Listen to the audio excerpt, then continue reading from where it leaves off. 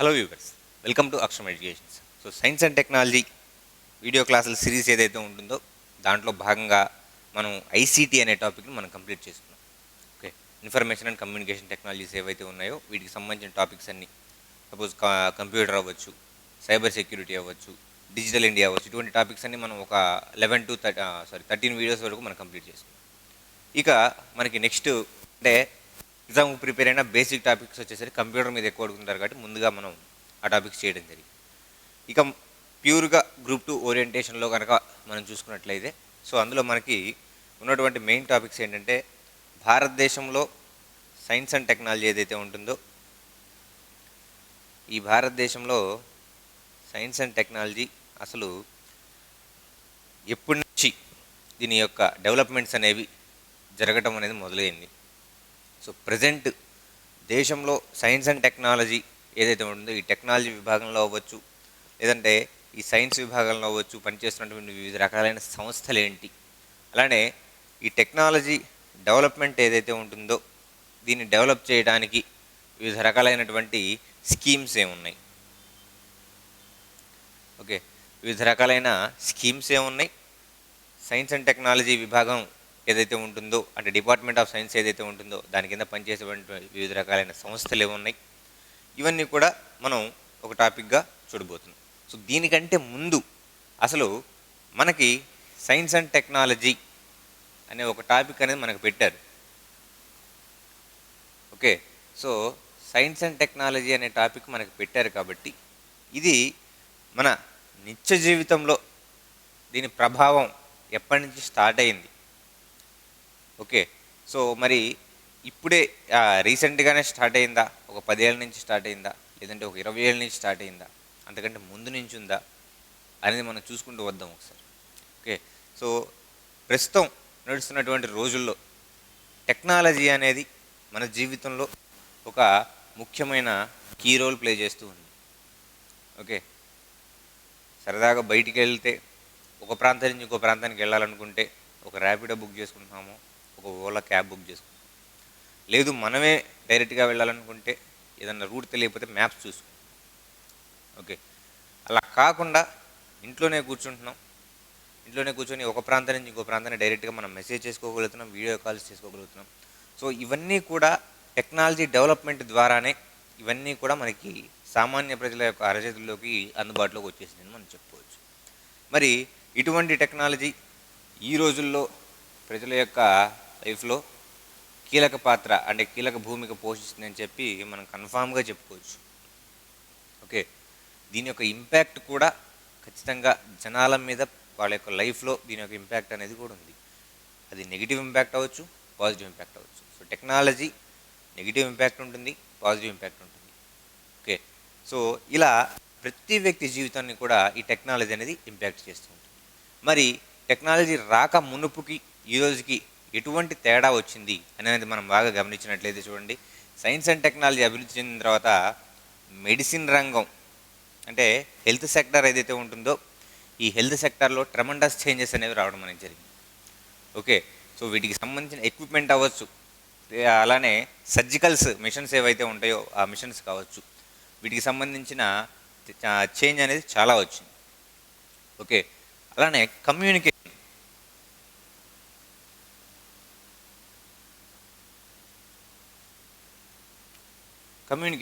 So communication గురించి కూడా మనం చూసినట్లయితే ఈ కమ్యూనికేషన్లో కూడా చాలా చేంజ్ వచ్చింది. సో ఒకప్పుడు లెటర్స్ రాసే రోజుల నుంచి ఈరోజు జస్ట్ ఒక ట్యాప్ చేస్తే డైరెక్ట్గా మెసేజ్ అవతల వాళ్ళకి వెళ్ళిపోవడం, లేదంటే 2-వే కమ్యూనికేషన్ ద్వారా వీడియో కాల్స్ ద్వారా ఒకరినొకళ్ళు మాట్లాడుకోవడం, అంటే వ్యక్తుల మధ్య దూరాన్ని ఇలా తగ్గించుకునే 2-వే కమ్యూనికేషన్ ఎప్పుడైతే వచ్చిందో ఆ స్టేజ్లో మనం ఇప్పుడు ఉన్నాం. ఓకే, సో కొన్ని రోజుల తర్వాత వర్చువల్ రియాలిటీ ఏదైతే ఉంటుందో ఈ వర్చువల్ రియాలిటీ ద్వారా ఎదురెదురుగా మనుషులు మాట్లాడుకునే టెక్నాలజీ కూడా రాబోతుంది. ఓకే, సో ఇలా కమ్యూనికేషన్ విభాగంలో కూడా దీని యొక్క ఈ టెక్నాలజీ ఏదైతే ఉంటుందో ఇది డ్రాస్టిక్ చేంజెస్ అనేవి తీసుకొచ్చిందని చెప్పుకోవచ్చు.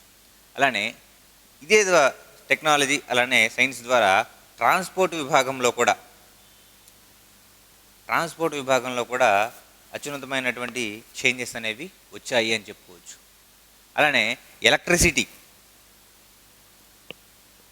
ఎలక్ట్రిసిటీ ఏదైతే ఉంటుందో ఈ ఎలక్ట్రిసిటీ కానీ ఒక దేశం అభివృద్ధి చెందింది అంటే ఇటువంటి రంగాలు ఏవైతే ఉన్నాయో వీటిలో ఎక్కువగా వాళ్ళు మంచి అవుట్పుట్స్ అనేవి వస్తే ఆ దేశం అభివృద్ధి అనేది వీటిలోనే ఉంటుంది అని మనం చెప్పుకోవచ్చు. రైట్. సరే, కమ్యూనికేషన్స్, మెడిసిన్, ట్రాన్స్పోర్టు, ఎలక్ట్రిసిటీ ఇవన్నీ వీటి గురించి చూస్తున్నాం. మరి మెడిసిన్ పరంగా మనం సైన్స్ వల్ల నిత్య జీవితంలో మనం వాడే విధానాలు ఏవైతే ఉన్నాయో ఈ విధానాల్లో మెడిసిన్ అనేది ఎంత చేంజ్ తీసుకొచ్చింది అనేది మనం గమనించినట్లయితే, ఒకప్పుడు చిన్న చిన్న వ్యాధులు, చిన్న చిన్న వాటికి కూడా ఎక్కువ ప్రాణ నష్టం అనేది జరుగుతూ ఉండేది. ఒకనొక టైంలో మసూచి వల్ల ఎక్కువ మంది చనిపోవడం అనేది జరిగింది.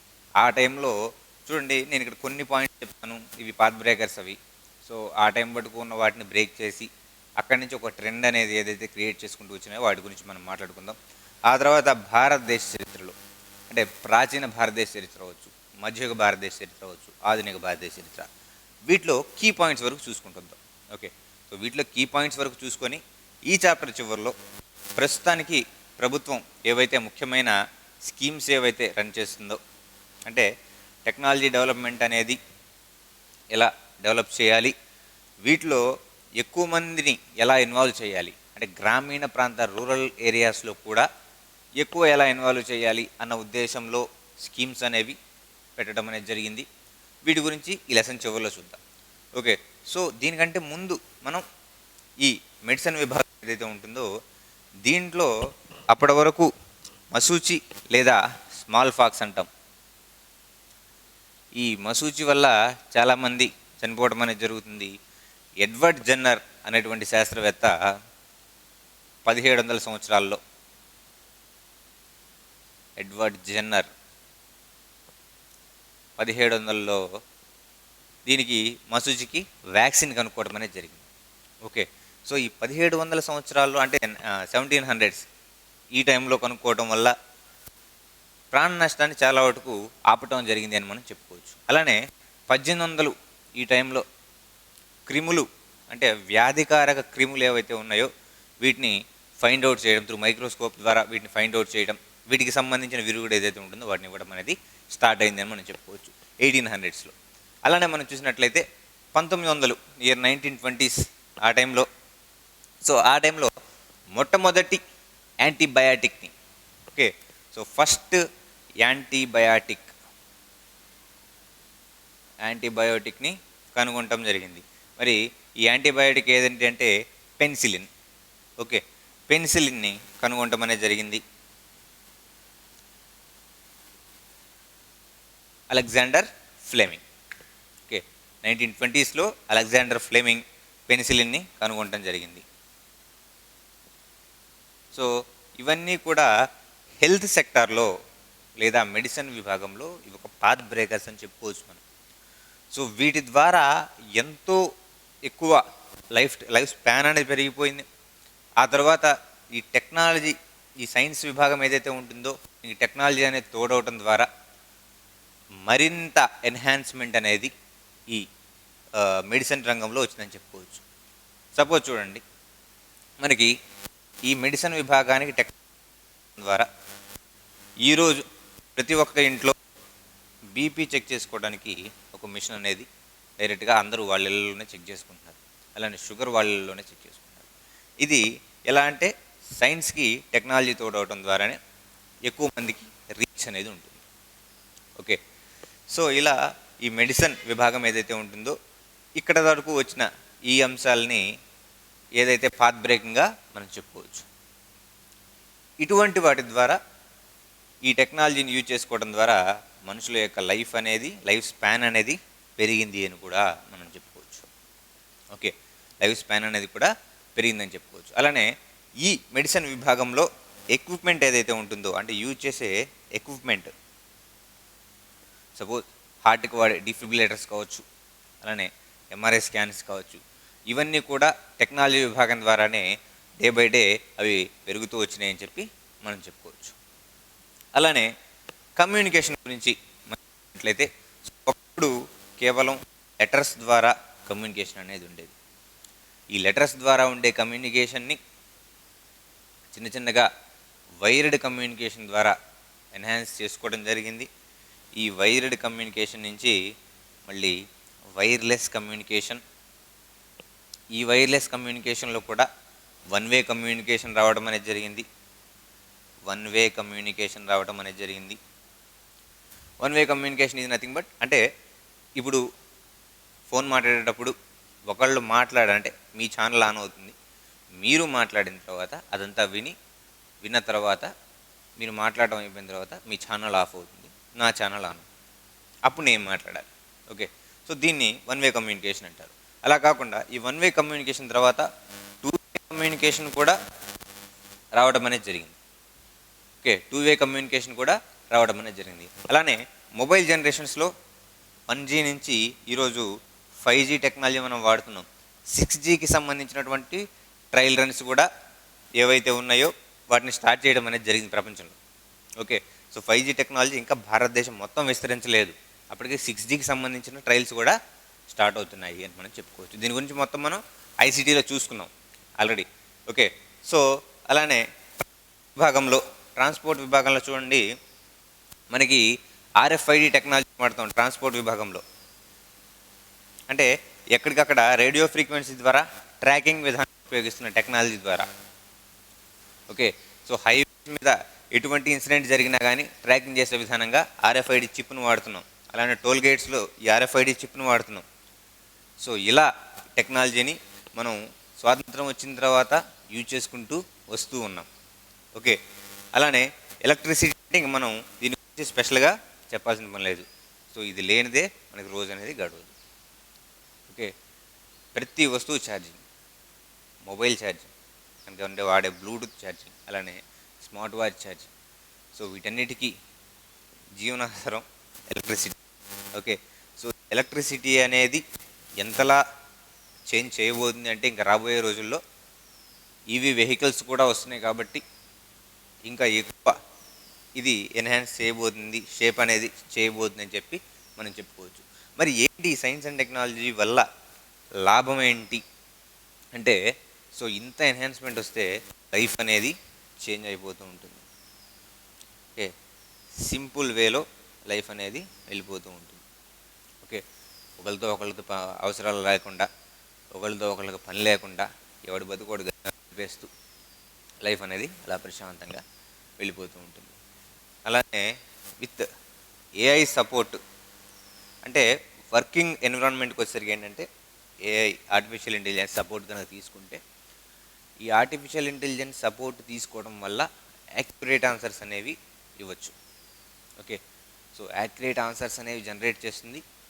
దీనికి సంబంధించి ఏదైనా సినారియో మనం కనుక ఇస్తే, సో నాకు ఇలాంటి దీనికి సంబంధించిన ఇన్ఫర్మేషన్ కావాలి అంటే దానికి సంబంధించి చాలా యాక్యురేట్గా రిజల్ట్స్ అనేవి కూడా AI ఇవ్వడం అనేది జరుగుతుంది.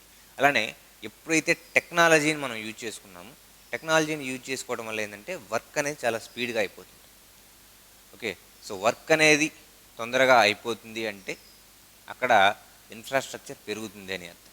ఓకే, సో వర్క్ అనేది ఎక్కువ అయిపోవడం వల్ల ఇన్ఫ్రాస్ట్రక్చర్ కూడా పెరుగుతుందని చెప్పుకోవచ్చు. సో ఇటువంటి సైన్స్ అండ్ టెక్నాలజీ వల్ల ఇన్ని లాభాలు ఉన్నాయి, మరి నష్టాలే ఉన్నాయి, ఖచ్చితంగా నష్టాలు ఉంటాయి. సో ఎప్పుడైతే టెక్నాలజీ పెరిగిందో అది ఖచ్చితంగా పర్యావరణానికి హాని కలిగిస్తుంది అని చెప్పి మనం చెప్పుకోవచ్చు.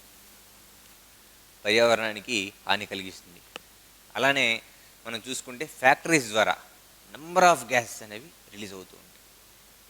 ఓకే, ఫ్యాక్టరీస్ ద్వారా నెంబర్ ఆఫ్ గ్యాసెస్ అనేవి రిలీజ్ అవుతూ ఉంటాయి. మరి దీనికి సైన్స్కి సంబంధం ఏంటి అంటే, సో సైన్స్ ద్వారా తయారైన ఈ ఇన్స్ట్రుమెంట్స్ ఏవైతే ఉన్నాయో వీటి ద్వారా రిలీజ్ అయ్యే gases. Okay, number of gases ఏవైతే ఉన్నాయో ఫ్యాక్టరీ ద్వారా రిలీజ్ అయ్యేవి, ఇవి పర్యావరణానికి హాని కలిగిస్తున్నాయని చెప్పి మనం చెప్పుకోవచ్చు. రైట్, అంతవరకు బాగానే ఉంది. ఇక ప్రతి ఒక్కళ్ళు యూజ్ చేసేటువంటి మొబైల్ ఫోన్స్, ఈరోజు చిన్నపిల్లలకు కూడా ఈ మొబైల్ ఫోన్స్ అనేవి అలవాటైపోయినాయి. ఓకే, సో ఫోన్ అనేది ఇవ్వకపోతే వాళ్ళు పెట్టే గోల మీకు తెలుసు, ఎందుకంటే చాలామంది పేరెంట్స్ కూడా చూస్తుంటారు video. Okay, so mobile phones వాడటం వల్ల దాని నుంచి విడుదలయ్యే రేడియేషన్ ద్వారా ఐకి సంబంధించిన ప్రాబ్లమ్స్ అనేవి వస్తూ ఉన్నాయి. సో కంటి సమస్యలు అవటం అనేది జరుగుతుంటుంది. అలానే బాగా లేజీగా తయారవటం, అలానే బాడీ వెయిట్ గెయిన్ అనేది కూడా జరుగుతూ ఉంది. ఈ సైన్స్ అండ్ టెక్నాలజీ ఏదైతే ఉంటుందో, ఈ టెక్నాలజీ ఎక్కువగా యూజ్ చేసుకోవడం వల్ల కూడా ఈ ప్రాబ్లమ్స్ అనేవి ఉంటున్నాయి అని మనం చెప్పుకోవచ్చు. Okay, right. సో ఇన్ని ప్రాబ్లమ్స్ అనేవి దీని టెక్నాలజీ వల్ల వస్తున్నాయని మనం చెప్పుకోవచ్చు. ఓకే, ఏదైనా ఒక పద్ధతిలో యూజ్ చేసుకుంటే అంతా బాగానే ఉంటుంది. మరి కరెక్ట్గా యూజ్ చేసుకోవటం వల్ల లాభాలు ఏవైతే ఉన్నాయో మనం మాట్లాడుకున్నాం. మరి భారతదేశంలో సైన్స్ అండ్ టెక్నాలజీ దేశీయంగా ఎలా ఉంటుంది, అంటే ఎన్ని సెక్టార్లుగా ఉంటుంది అనేది ఇప్పుడు మనం చూద్దాం. సో భారతదేశంలో మనకి మేక్ ఇన్ ఇండియా అనే కాన్సెప్టు 2014లో మనకి భారత ప్రధాని అయినటువంటి నరేంద్ర మోదీ గారు ప్రవేశపెట్టమని జరిగింది. Okay, so make in India concept వచ్చేసరికి ఏంటంటే భారతదేశంలో తయారైనటువంటి వస్తువులు ఏవైతే ఉన్నాయో ఆ వస్తువులు, అంటే మనం వాడే వస్తువులు మన దేశంలోనే తయారయ్యే వస్తువులుగా ఉండేట్టు చూసుకోవటం. అలానే ఇక్కడ అంటే ఇంతకుముందు ఒక మొబైల్ ఫోన్ ఉందంటే వేరే దేశం నుంచి పార్ట్స్ వస్తాయి, ఇక్కడ మనం అసెంబుల్ చేసుకునే అనేది జరిగేది. అట్లా కాకుండా రీసెంట్గా యాపిల్ ఫోన్స్ కూడా, అలానే మిగతా చిన్న చిన్న కంపెనీస్ ఏవైతే ఉన్నాయో ఇవి కూడా భారతదేశంలోనే తయారీ యూనిట్ అనేది పెట్టుకోవాలి. చూడండి, రీసెంట్గా పేజర్స్ ఏవైతే ఉన్నాయో ఈ పేజర్లు అనేవి పేలిపోవడం జరిగింది. తర్వాత రోజు వాకీ టాకీలు పేలిపోయినాయి ఇజ్రాయెల్లో. ఓకే, పేజర్స్ వాకీ టాకీలు పేలిపోయినాయి. ఎందుకు పేలిపోతున్నాయి? ఈ ఎలక్ట్రానిక్ వస్తువులు ఏవైతే ఉన్నాయో ఎలక్ట్రానిక్ వస్తువుల్లో ఒక లాంగ్వేజ్ అనేది ఉంటుంది, ఎంబెడెడ్ సిస్టమ్స్ అంటాం. It is combination of both hardware and software. Okay, so ఈ హార్డ్వేర్ అండ్ సాఫ్ట్వేర్ కాంబినేషన్ ఏదైతే ఉంటుందో ఈ సాఫ్ట్వేర్లో కోడ్ అనేది ఎవరికి నచ్చింది వాళ్ళు రాసుకోవచ్చు. ఓకే, సో చైనా నుంచి వస్తువు అనేది మనం దిగుమతి చేసుకుంటే చైనాకి నచ్చింది చైనా వాడు రాసుకోవచ్చు. జస్ట్ వాడికి నచ్చిన కోడ్ రాసి ఎప్పుడైనా వాళ్ళకి థ్రెట్ అనిపించిన రోజు జస్ట్ ఒకసారి ఇలా అంటే చాలు. ఓకే, ఇది ఇలా పేజర్లు పేలిపోయినట్టు పేలిపోతుంటాయి. ఓకే, జస్ట్ ఒక చిన్న కోడ్ అనేది చేస్తే చాలు, జస్ట్ ఫ్రాక్షన్ ఆఫ్ సెకండ్స్లో ఎంత విధ్వంసమైనా సృష్టించవచ్చు. అందువల్ల సో అటువంటి ప్రాబ్లం అనేది రాకూడదు అన్న ఉద్దేశంలో మేక్ ఇన్ ఇండియా ప్రోగ్రామ్ అనేది పెట్టడం అనేది జరిగింది. So make in India programme పెట్టడంలో ఇంకొక ఆలోచన కూడా ఉంది. ఏంటి? మన దేశంలో తయారైన వస్తువులు మనమే యూజ్ చేసుకుంటున్నాం, చీప్ ప్రైస్కి అనేది మనం యూజ్ చేసుకోవచ్చు. అలానే మనం వేరే దేశానికి ఎక్స్పోర్ట్ కూడా చేస్తే దేశానికి సంబంధించిన జీడిపి అనేది వృద్ధి చెందుతుంది అన్న ఉద్దేశంలో ఈ మేక్ ఇన్ ఇండియా ప్రోగ్రామ్ని పెట్టమనేది జరిగింది. సో దీనికి సంబంధించి భారతదేశంలో 6 సెక్టార్లుగా డివైడ్ చేసుకోవడం అనేది జరిగింది. ఓకే, సో 6 సెక్టార్లుగా మనం డివైడ్ చేసుకుంటున్నాం. ఈ 6 సెక్టార్లలో మొదటి అగ్రికల్చర్, వ్యవసాయం. సో వ్యవసాయ రంగంలో టెక్నాలజీని యూజ్ చేసుకోవటం, అలానే ఈ వ్యవసాయ రంగాన్ని అభివృద్ధి చేయటం. భారతదేశమే వ్యవసాయ దేశం అని చెప్పి మనం చెప్తూ ఉంటాం. మరి వ్యవసాయ సంబంధిత రంగాల మీద ఎక్కువగా ఆధారపడి పనిచేసే వాళ్ళు చాలా ఎక్కువ మంది ఉంటారు మన దేశంలో. మరి ఇటువంటి అగ్రికల్చర్ ఏదైతే ఉంటుందో ఈ అగ్రికల్చర్ని డెవలప్ చేయాల్సిన అంశం ఎంతైనా ఉంటుంది. దీని గురించి మనం రాబోయే టాపిక్లో, అంటే నెక్స్ట్ వీడియోలో చూడబోతున్నాం. అంటే దేనికి సంబంధించి ఏ స్కీమ్స్ ఉంటాయనేది నెక్స్ట్ వీడియోలో మనం చూస్తుంటాం. నెక్స్ట్ ఆటోమొబైల్ విభాగం.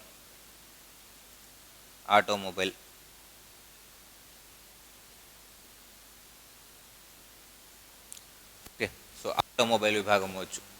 సో నెక్స్ట్ డిఫెన్స్ విభాగం అవ్వచ్చు. ఓకే, సో భారతదేశానికి సంబంధించినటువంటి సెక్యూరిటీ ఏదైతే ఉంటుందో ఈ సెక్యూరిటీకి సంబంధించినటువంటి డిఫెన్స్ విభాగం ఏదైతే దానికి సంబంధించిన డెవలప్మెంట్స్ కావచ్చు. సో ఇవన్నీ కూడా మేక్ ఇన్ ఇండియాలో ఈ 6 అంశాలు ఏవైతే ఉన్నాయో వీటి ద్వారా డెవలప్మెంట్ అనేది జరిగితే దేశీయంగా వీటికి సంబంధించిన ఇన్స్ట్రుమెంట్స్ అనేవి మనం తయారు చేసుకోగలిగితే టెక్నాలజీని యూజ్ చేసుకొని దేశం అనేది ముందుకెళ్తుంది అన్న ఉద్దేశంలో ఈ మేక్ ఇన్ ఇండియా ప్రోగ్రామ్ 2014లో స్టార్ట్ చేయడం జరిగింది అని చెప్పి మనం చెప్పుకోవచ్చు. అగ్రికల్చర్, ఆటోమొబైల్, డిఫెన్స్, అలానే ఐసీటీ. సో మనం ఆల్రెడీ ఈ టాపిక్ చూసాం.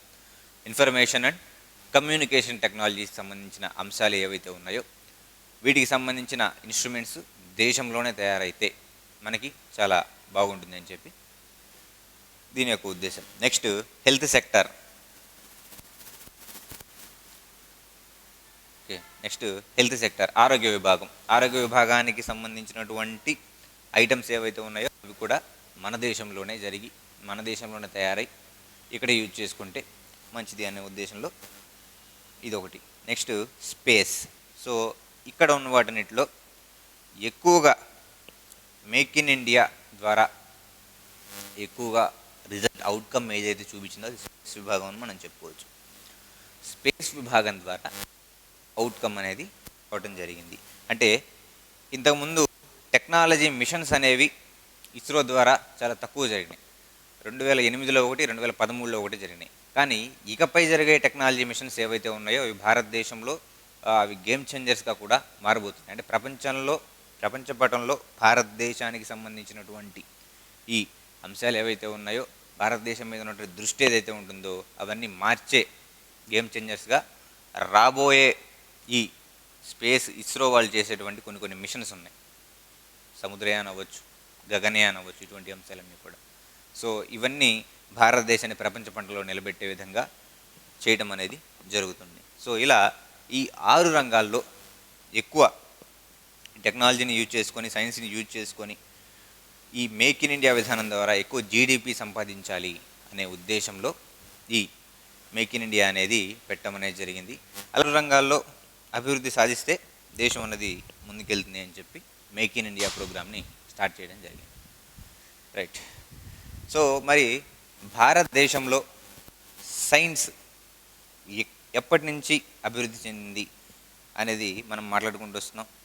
సో అందులో భాగంగా ఎప్పుడైనా చరిత్రని మనం 3 టైప్స్గా డివైడ్ చేసుకుంటూ వస్తాం. సో ఈ 3 టైప్స్ గురించి ఏంటి అంటే ఈ 3 టర్మ్స్లో ఎటువంటి డెవలప్మెంట్స్ అనేవి జరిగాయి అనేది మనం 1 by 1 చూసుకుంటూ వస్తాం. అలానే ప్రజెంట్ ఈ సైన్స్ అండ్ టెక్నాలజీ డెవలప్మెంట్ ఏదైతే ఉంటుందో దీనికి సంబంధించినటువంటి వివిధ రకాలైన స్కీమ్స్ ఏంటి అనేది కూడా ఇప్పుడు మనం చూసుకుంటూ వద్దాం. Okay, right. బేసిక్గా హిస్టరీని మనం 3 టైప్స్గా డివైడ్ చేసుకుంటున్నాం, 3 భాగాలుగా. ఒకటి ప్రాచీన చరిత్ర, రెండోది మధ్యయుగ చరిత్ర, మూడవది ఆధునిక చరిత్ర. ఓకే, సో ఈ 3 భాగాల్లో భారతదేశం జరిగినటువంటి సైన్స్కి సంబంధించిన డెవలప్మెంట్స్ ఏంటి అనేది ఇప్పుడు మనం చూడబోతున్నాం. సో మొట్టమొదటిగా మనం చరిత్ర తీయగానే మొదటిగా మనం చూసేది Indus valley civilisation or Sindhu నాగరికత. ఓకే, తెలుగులో సింధు నాగరికత అంటాం. మరి ఈ సింధు నాగరికత గురించి మనం మాట్లాడినప్పుడు ప్రపంచంలోనే మొట్టమొదటి సివిలైజేషన్ ఇది అని మనం చెప్పుకుంటాం. ఓకే, మొట్టమొదటి సివిలైజేషన్. పట్టణ వ్యవస్థ ఏదైతే ఉంటుందో ఆ పట్టణ వ్యవస్థ కూడా వీరు నడిపించడం అనేది జరిగింది. ఎలా గ్రిడ్ సిస్టమ్ ద్వారా వీరు పట్టణాలని నిర్మించుకోవడం అనేది జరిగింది. ఓకే, అంటే ఒక ఇల్లు ఇలా ఉందంటే దానికి 4 వైపులా రోడ్స్ అనేవి ఉంటాయని చెప్పి మనం చెప్పచ్చు. సరే, ఈ టైంలో వీళ్ళు ఎక్కువగా జామెట్రీని అలానే ప్లానింగ్ విభాగం ఏదైతే ఉంటుందో ఈ ప్లానింగ్ విభాగాన్ని యూజ్ చేసుకొని వాళ్ళ టౌన్స్ని అనేవి కన్స్ట్రక్ట్ చేసుకోవడం అనేది జరిగింది. సింధు నాగరికతకు సంబంధించిన పట్టణాలు ఏవైతే ఉన్నాయో వాటిని నిర్మించుకోవడం అనేది జరిగింది. అలానే వీరి కాలంలో సింధు నాగరికతలోనే ఎక్కువగా బ్రాంజ్ అలానే కాపర్ ఇటువంటి మెటీరియల్స్ ఏవైతే ఉన్నాయో వీటిని యూజ్ చేసుకొని కుండలు ఏవైతే పాటరీస్ ఏవైతే ఉంటాయో కుండల్ని తయారు చేయటం వంటి పరిజ్ఞానం వీళ్ళకు ఉంది అని చెప్పుకోవచ్చు. అంటే వీళ్ళకి మెటలర్జీ ఏదైతే ఉంటుందో దీని మీద బాగా అవగాహన కలిగిన వాళ్ళు సింధు నాగరికత ప్రజలు అని చెప్పి మనం చెప్పుకోవచ్చు. సరే, కొంచెం ముందుకు వస్తే ఈ సింధు నాగరికతలోనే వీళ్ళు ఓడల తయారీ అనేది చేశారు. అంటే షిప్ మేకింగ్, ఓడల తయారీ. మరి సింధు నాగరికతలోని చెందినటువంటి ఒక ముఖ్యమైన నగరం లోథాల్ ఏదైతే ఉంటుందో ఈ లోథాల్లో ఓడల తయారీ వీళ్ళు చేయడం అనేది జరిగిందని మనం చెప్పుకోవచ్చు.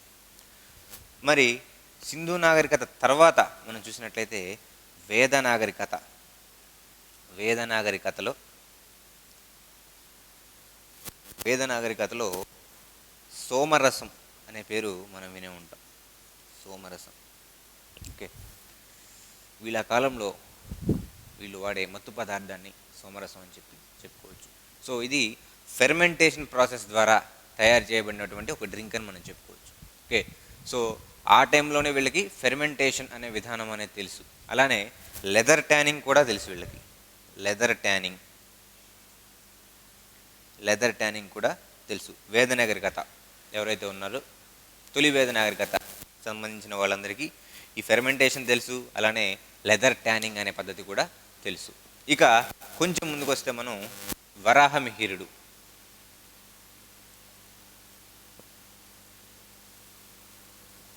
ఓకే, సో భారతదేశంలో ఉన్నటువంటి ఖగోళ శాస్త్రవేత్తలు, ప్రాచీన కాలం నాటి ఖగోళ శాస్త్రవేత్తల యొక్క పరిజ్ఞానం మనం ఎంత చెప్పుకున్నా తక్కువే. ఎందుకంటే టెక్నాలజీ ఉన్న ఈ రోజుల్లో కంటే ఆ రోజుల్లో జస్ట్ బయట అరుగు మీద కూర్చొని పలానా రోజు పౌర్ణమి వస్తుంది, పలానా రోజు అమావాస్య వస్తుందని చెప్పి ముందుగానే 100 ఏళ్ల క్యాలెండర్లు తయారు చేసిన టెక్నాలజీ భారతదేశంలో ఉన్నటువంటి పూర్వీకులది అని మనం చెప్పుకోవచ్చు. మరి అటువంటి టెక్నాలజీ ఉన్న దేశం వారి గురించి మనం తెలుసుకోవాల్సిన బాధ్యత ఎంతైనా ఉంటుంది. మరి వారి గురించి 1 by 1 చూసుకుందాం. వరాహమిహిరుడు. నవరత్నాలు ఎవరైతే ఉన్నారో ఈ నవరత్నాలలో ఒకటైనటువంటి వరాహమిహిరుడు. ఈయన రచించిన గ్రంథం బృహత్ సంహిత.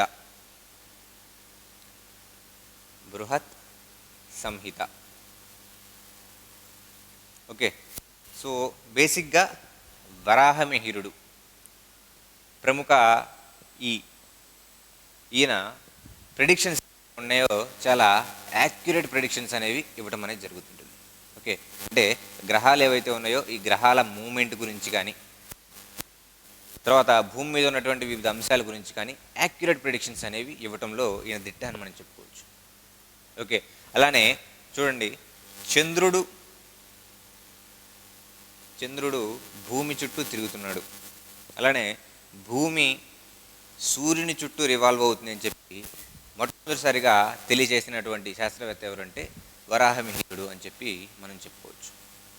ఓకే, చంద్రుడు భూమి చుట్టూ తిరుగుతున్నాడు, భూమి సూర్యుని చుట్టూ తిరుగుతుంది అని చెప్పిన మొట్టమొదటి శాస్త్రవేత్త ఎవరు అంటే వరాహమిహిరుడు. ఈయన ప్రముఖ జియాలజిస్ట్,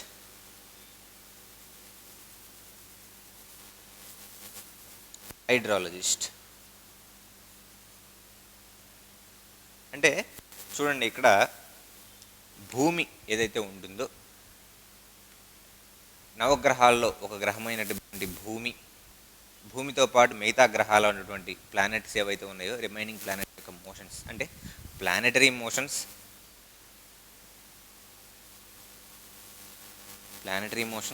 అలానే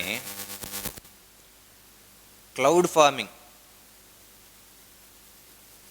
చూడండి, సడన్గా ఆకాశం అనేది మేఘావృతం అవటం ద్వారా, అంటే ప్లానెటరీ మోషన్స్ సడన్గా మేఘావృతం ఆకాశం అయితే భూకంపాలు వచ్చే ఛాన్స్ ఉంటుంది అని ఆ కాలంలోనే చెప్పినటువంటి శాస్త్రవేత్త ఎవరు అంటే వరాహమిహిరుడు అని చెప్పచ్చు. మీరు చూడండి, సడన్గా ఒక్కసారిగా సముద్రం అనేది వెనక్కి వెళ్ళిపోతే అక్కడ సునామీ వచ్చే ఛాన్స్ అనేది ఉంటుంది. అలానే ఇక్కడ ఎప్పుడైతే ప్లానెటరీ మోషన్స్ అనేవి చేంజ్ అవుతూ ఉంటాయో, అంటే అవి తిరిగే కదలికలు అనేవి చేంజ్ అవుతూ ఉంటాయో, అలానే సడన్గా ఆకాశం ఉన్నట్టుండి మేఘావృతమైందో ఆ టైంలో భూకంపం వచ్చే ఛాన్స్ ఉంటుందని ఆ టైంలోనే చెప్పిన శాస్త్రవేత్త ఎవరంటే వరాహమిహిరుడు అని మనం చెప్పుకోవచ్చు. ఆ తర్వాత మనం మాట్లాడుకోవాల్సిన మరొక శాస్త్రవేత్త ఆర్యభట్టు.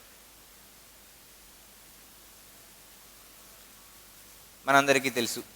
సో ఆర్యభట్టు ఈయన రచించినటువంటి గ్రంథం టీయం.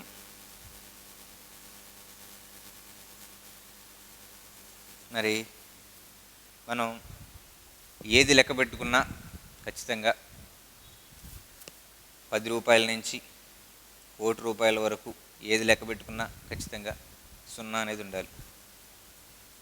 ఓకే, 0 అనేది ఉండాలి. ఒట్టి 0 ఉంటే దానికి విలువ ఉండదు. సున్నా ముందు ఖచ్చితంగా ఏదో ఒకటి ఉండాలి. మరి ఇటువంటి జీరోని కనిపెట్టింది ఎవరు అంటే ఇది లేకపోతే క్యాలిక్యులేషన్స్ అనేవి ఉండవు. జీరో లేకపోతే క్యాలిక్యులేషన్స్ అనేవి అది కన్ఫామ్గా ఉండవు. మరి ఇటువంటి జీరోని కనిపెట్టిన శాస్త్రవేత్త ఎవరంటే అది యాక్చువల్గా భారతీయులు జీరోని ఫైండ్ అవుట్ చేశారు ఫస్ట్. అందులో ఆర్యభట్టు అని చెప్పి చెప్పుకోవచ్చు. అలానే ఎర్త్ అనేది రౌండ్గా ఉంది, గుండ్రంగా ఉంది అటువంటి మొట్టమొదటి శాస్త్రవేత్త కూడా ఆర్యభట్టు అని మనం చెప్పుకోవచ్చు. గుండ్రంగా అది దాని యొక్క ఓన్ యాక్సెస్లో, దాని ఓన్ కక్షలో తన చుట్టూ తాను తిరుగుతూ సూర్యుని చుట్టూ ఇలా రివాల్వ్ అవుతుందని చెప్పి, ఓకే ఇలా తిరుగుతూ ఇలా రివాల్వ్ అవుతూ ఉంది సూర్యుని చుట్టూ అని చెప్పిన మొట్టమొదటి శాస్త్రవేత్త ఎవరంటే ఆర్యభట్టు అని చెప్పి మనం చెప్పుకోవచ్చు. రైట్. నెక్స్ట్ మరి వీళ్ళంతా ఖగోళ శాస్త్రం గురించి చెప్తున్నారు. మరి ఆ టైంలో మరి హెల్త్ సెక్టర్ లేదా, దాని గురించి మాట్లాడిన శాస్త్రవేత్తలు లేరా? అలానే కెమిస్ట్రీ గురించి మాట్లాడిన శాస్త్రవేత్తలు ఎవరు లేరా అంటే ఉన్నారు. కణాదుడు అనే శాస్త్రవేత్త 6వ శతాబ్దానికి చెందిన వ్యక్తి. 6వ శతాబ్దానికి చెందిన వ్యక్తి అయినటువంటి కణాదుడు ఆ టైంలోనే అటామిక్ థియరీని ప్రపోజ్ చేయడం జరిగింది. అటామిక్ థియరీ అంటే ఏ వస్తువుకైనా మూలం కణం అనే ఉద్దేశంతో ఈ కణ సిద్ధాంతం అంటే అటామిక్ థియరీని ఈయన ప్రపోజ్ చేయడం అనేది జరిగింది. మరి కెమిస్ట్రీ విభాగం చూసాం. అలానే మరి వైద్యానికి సంబంధించినటువంటి విభాగంలో ఆ టైంలో ఉన్నటువంటి శాస్త్రవేత్తల గురించి మనం చూసినట్లయితే ఈరోజు జరుగుతున్నటువంటి వివిధ రకాలైన ప్లాస్టిక్ సర్జరీలు అవ్వచ్చు, అలానే వివిధ రకాలైన డెవలప్మెంట్స్ ఏవైతే అంటే డైజెషన్కి సంబంధించిన ఇవన్నీ కూడా ఏవైనా కావచ్చు, మెడికల్ సంబంధించిన వివిధ రకాలైనటువంటి అంశాలు ఏవైతే ఉన్నాయో ఆ టైంలోనే ఎక్కువగా యూజ్ చేస్తూ ఆ టైంలోనే కుట్లేయటం, ప్లాస్టిక్ సర్జరీ వివిధ అంశాలన్నీ యూజ్ చేసిన వ్యక్తి ఎవరు అంటే చరకుడు.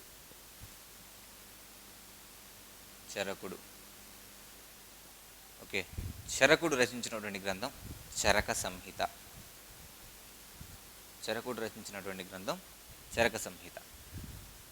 అలానే చరకుడు కొడుకైనటువంటి సుశ్రుతుడు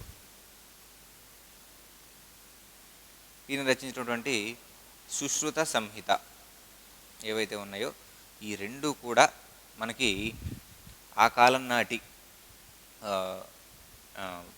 విధానాలు ఏవైతే ఉన్నాయో ఆ విధానాల గురించి మనకు తెలియజేస్తూ ఉన్నాయని చెప్పి మనం చెప్పుకోవచ్చు.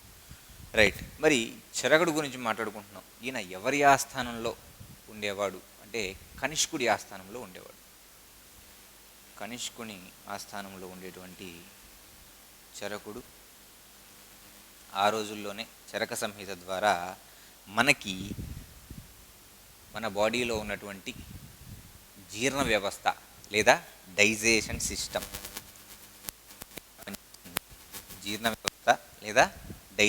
సిస్టమ్, ఎలా పనిచేస్తుంది, అలానే ఇమ్యూనిటీ పవర్ అనేది ఏంటి, ఇమ్యూనిటీ అంటే ఏంటి అనే అంశాన్ని కూడా అప్పట్లోనే తెలియజేయడం అనేది జరిగింది.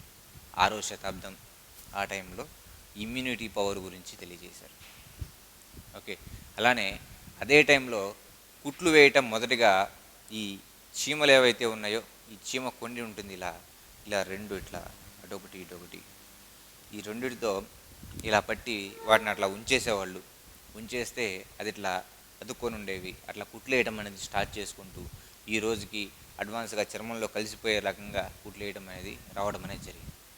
ఓకే, సో ఆ టైంలో కుట్లు వేయటం కానీ అలానే ఈ ప్లాస్టిక్ సర్జరీలు ఈరోజు యూజ్ చేస్తున్నటువంటి ప్లాస్టిక్ సర్జరీలు ఏవైతే ఉన్నాయో ఈ రోజుకి ప్రజెంట్ డాక్టర్స్ ఎవరైతే ఉన్నారో ఈ చరక సంహిత ఏదైతే ఉంటుందో దాంట్లో ఉన్న అంశాలను వివిధ అంశాలను యూజ్ చేసుకొని దీని గురించి ఈ ప్లాస్టిక్ సర్జరీలు వీటి గురించి తెలుసుకోవడం అనేది జరిగింది.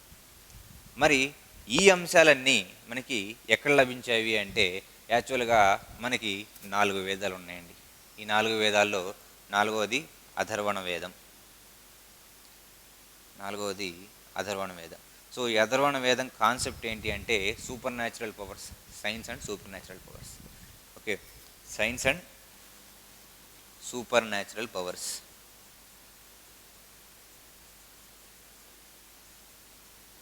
మరి ఆ రోజుల్లో science and super natural powers గురించి బోధించేటువంటి యూనివర్సిటీ ఏదంటే తక్షశిలా విశ్వవిద్యాలయంలో ఈ super natural powers and science గురించి బోధన అనేది జరుగుతూ ఉండేదని మనం చెప్పుకోవచ్చు. మరి ఇక్కడ ఉన్నటువంటి అథర్వణ వేదానికి సంబంధించిన స్క్రిప్ట్స్ ఏవైతే ఉంటాయో వీటి మీద భక్తియార్ ఖిల్జీ దాడి చేసి వీటినన్నిటిని తగలబెట్టేయటం, అలానే తీసుకెళ్ళిపోవడం అనేది జరిగింది అని చెప్పి మనం చెప్పుకోవచ్చు. ఓకే, సో ఇలా మనకి ప్రాచీన భారతదేశంలో ఉన్నటువంటి శాస్త్రవేత్తలు వారి పరిజ్ఞానం అనేది చాలా గొప్పది అని మనం చెప్పుకోవచ్చు. ఎందుకంటే ఏ టెక్నాలజీ లేని టైంలో రాబోయే 100 సంవత్సరాలకి ప్రెడిక్ట్ చేస్తున్నారు. రాబోయే 100 సంవత్సరాలు 1000 సంవత్సరాలు ఎప్పుడు పౌర్ణమి వస్తుంది, ఎప్పుడు అమావాస్య వస్తుంది కూడా చెప్పేశారు. ఓకే, అలానే ఎప్పుడు ఏ రోజు వర్షాలు పడతాయి, ఏ రోజు ఎలా ఉంటాయని కూడా ముందుగానే వాళ్ళు ప్రెడిక్ట్ చేసి చెప్పగలిగారు. ఓకే, సో వాళ్ళకున్న నాలెడ్జ్ అనేది అపారమైనది అని మనం తెలుసుకోగలగాలి. అలానే సైన్స్ పరంగా మనం చూసుకున్నా కూడా మరి వాళ్ళు యూజ్ చేసినటువంటి విధానాలు డైజెషన్ అవ్వచ్చు, ఇమ్యూనిటీ అవ్వచ్చు, అలానే ప్లాస్టిక్ సర్జరీలు అవ్వచ్చు, ఇవే కాదు ఇంకా రకరకాలైనటువంటి ఎన్హాన్స్మెంట్స్ వాళ్ళు చేయడం అనేది జరిగింది. ఓకే, సో ఇలా మనం ప్రాచీన భారతదేశ చరిత్రలో ఉన్నటువంటి వివిధ రకాలైన అంశాలను మరి మధ్యయుగ భారతదేశ చరిత్రలో ఏ రకంగా అభివృద్ధి చెందింది అనేది మనం ఇప్పుడు చూద్దాం. సో మధ్యయుగ భారతదేశ చరిత్ర గురించి మనం మాట్లాడుకోవాలి అంటే మధ్యయుగ భారతదేశ చరిత్ర మొత్తం మనకి 2 రకాలుగా ఈ సైన్స్ అండ్ టెక్నాలజీ అభివృద్ధి చెందింది అని మనం చెప్పుకోవచ్చు. చూద్దాం.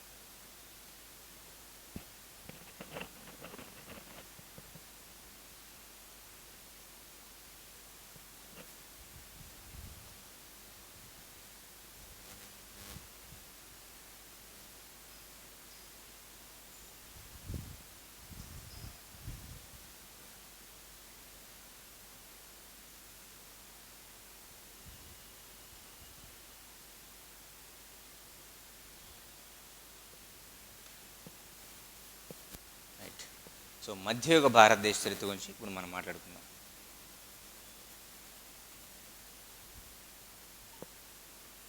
సో మధ్యయుగ భారతదేశ చరిత్ర గురించి మనం మాట్లాడుకోవాలి అంటే 11వ శతాబ్దం నుంచి 18వ శతాబ్దం వరకు భారతదేశ చరిత్రలో ఉన్న కాలం మధ్యయుగ భారతదేశం అని మనం చెప్పుకోవచ్చు. ఈ టైంలో మన దేశంలో పాశ్చాత్య మతాలు ఏవైతే ఉన్నాయో అవి భారతదేశంలోకి ప్రవేశించడం అనేది జరిగింది. అవి ఇస్లాం మతం అవ్వచ్చు, అలానే క్రిస్టియానిటీ అవ్వచ్చు. సో వీరు చూపించిన ప్రభావం వల్ల సైన్స్ అనేది ఎలా ముందుకెళ్ళింది అనేది ఇప్పుడు మనం చూద్దాం. సో మొదటగా భారతదేశంలోకి ప్రవేశించినటువంటి ఇస్లాం మతం ఏదైతే ఉంటుందో ఈ ఇస్లాం మతం వాళ్ళు భారతదేశంలో మదారసాలు, ఓకే, వాళ్ళకి సంబంధించిన స్కూల్స్ ఏవైతే ఉంటాయో ఈ మదారసాలను ఏర్పాటు చేసుకోవడం అనేది జరిగింది. వీటిలో సైన్స్ అనేది టీచ్ చేయడానికి వారు అరేబియా నుంచి అలానే పర్షియా నుంచి టీచర్స్ని తీసుకొని రావడం అనేది జరిగింది. సో అక్కడి నుంచి వచ్చి ఇక్కడ సెటిల్ అయిన వాళ్ళ ద్వారా అక్కడ కల్చర్ ఇక్కడికి ట్రాన్స్ఫర్ అవడం అనేది జరిగింది. సో ఈ కల్చర్ ట్రాన్స్ఫర్ అనేది మధ్యయుగంలో జరిగింది అని మనం చెప్పుకోవచ్చు. అలానే అక్బర్ ఎవరైతే ఉన్నారో మొఘల్ చక్రవర్తి, ఈయన వివిధ రకాలైనటువంటి జంతువులు అంటే డిఫరెంట్ బ్రీడ్స్ని ఆయన మెయింటైన్ చేయడం అనేది జరిగింది.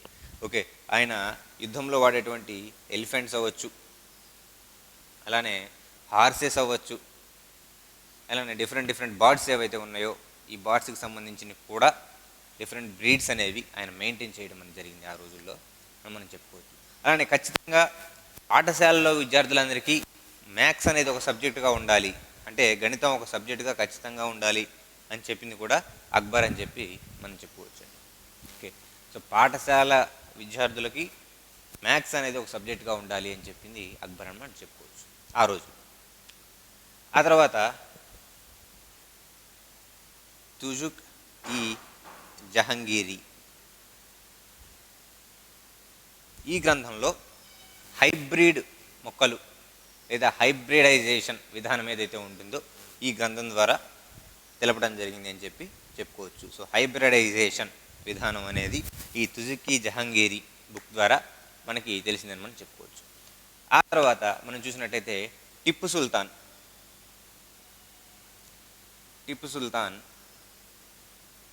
మైసూర్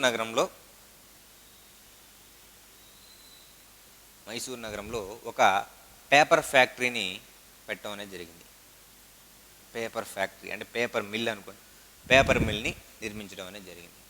ఓకే, టిప్పు సుల్తాన్. అలానే ఈ మొఘళ్ళు ఎవరైతే ఉన్నారో భారతదేశంలో ఫిరంగి దళాలని మొదటిసారి ప్రవేశపెట్టింది వీళ్ళే అని మనం చెప్పుకోవచ్చు. దీంట్లో గన్ పౌడర్ అనేది వాడతారు. మరి ఈ గన్ పౌడర్ని తయారు చేయడానికి వీళ్ళు సల్ఫర్ని యూజ్ చేయడం అనేది జరిగింది. అంటే దీనికి సంబంధించిన పరిజ్ఞానం అనేది వాళ్ళ దగ్గర ఉండబట్టి ఆ టైంలో సల్ఫర్ని అలానే బొగ్గుని కలిపేసి ఈ గన్ పౌడర్ని తయారు చేయడం అనేది జరిగింది అని మనం చెప్పుకోవచ్చు. Okay, next ఐన్-ఇ-అక్బరీ.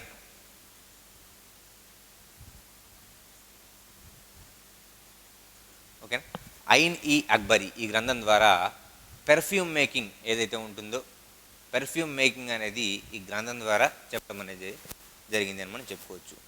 పర్ఫ్యూమ్ మేకింగ్ ఐన్-ఇ-అక్బరీ గ్రంథం ద్వారా పర్ఫ్యూమ్ మేకింగ్ అనే విధానం తెలియడం అనేది జరిగింది. అలానే ఫిరోజ్ షా తుగ్లక్ ఎవరైతే ఉన్నారో ఈ ఫిరోజ్ షా తుగ్లక్ ఆస్థానంలో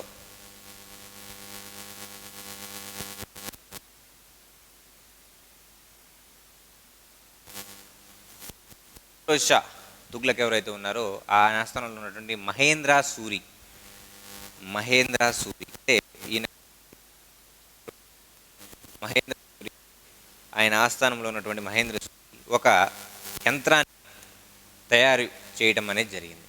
రైట్. అలానే ఫిరోజ్ షా తుగ్లక్ ఎవరైతే ఉన్నారో ఆయన దగ్గర పనిచేసేటువంటి మహేంద్ర సూరి అనేటువంటి మంత్రి యంత్రరాజా అనే ఒక మిషన్ని కనుగొంది అని మనం చెప్పుకోవచ్చు. యంత్రరాజా అనే ఒక మిషన్ని కనుగొనడం అనేది జరిగింది. ఆ తర్వాత 11వ శతాబ్దంలో భారతదేశంలో ఇస్లాం మతం ద్వారా అంటే ఇస్లాం ఫాలో ఎవరైతే వాళ్ళ ద్వారా దాని పేరే యునాని అనే విధానం ప్రవేశపెట్టబడింది అని చెప్పుకోవచ్చు. సో ఇవి 11వ శతాబ్దం నుంచి 18వ శతాబ్దం అంటే మెడివల్ టైం ఏదైతే ఉంటుందో ఆ టైంలో జరిగినటువంటి వివిధ రకాలైన అంశాలు అని మనం చెప్పుకోవచ్చు.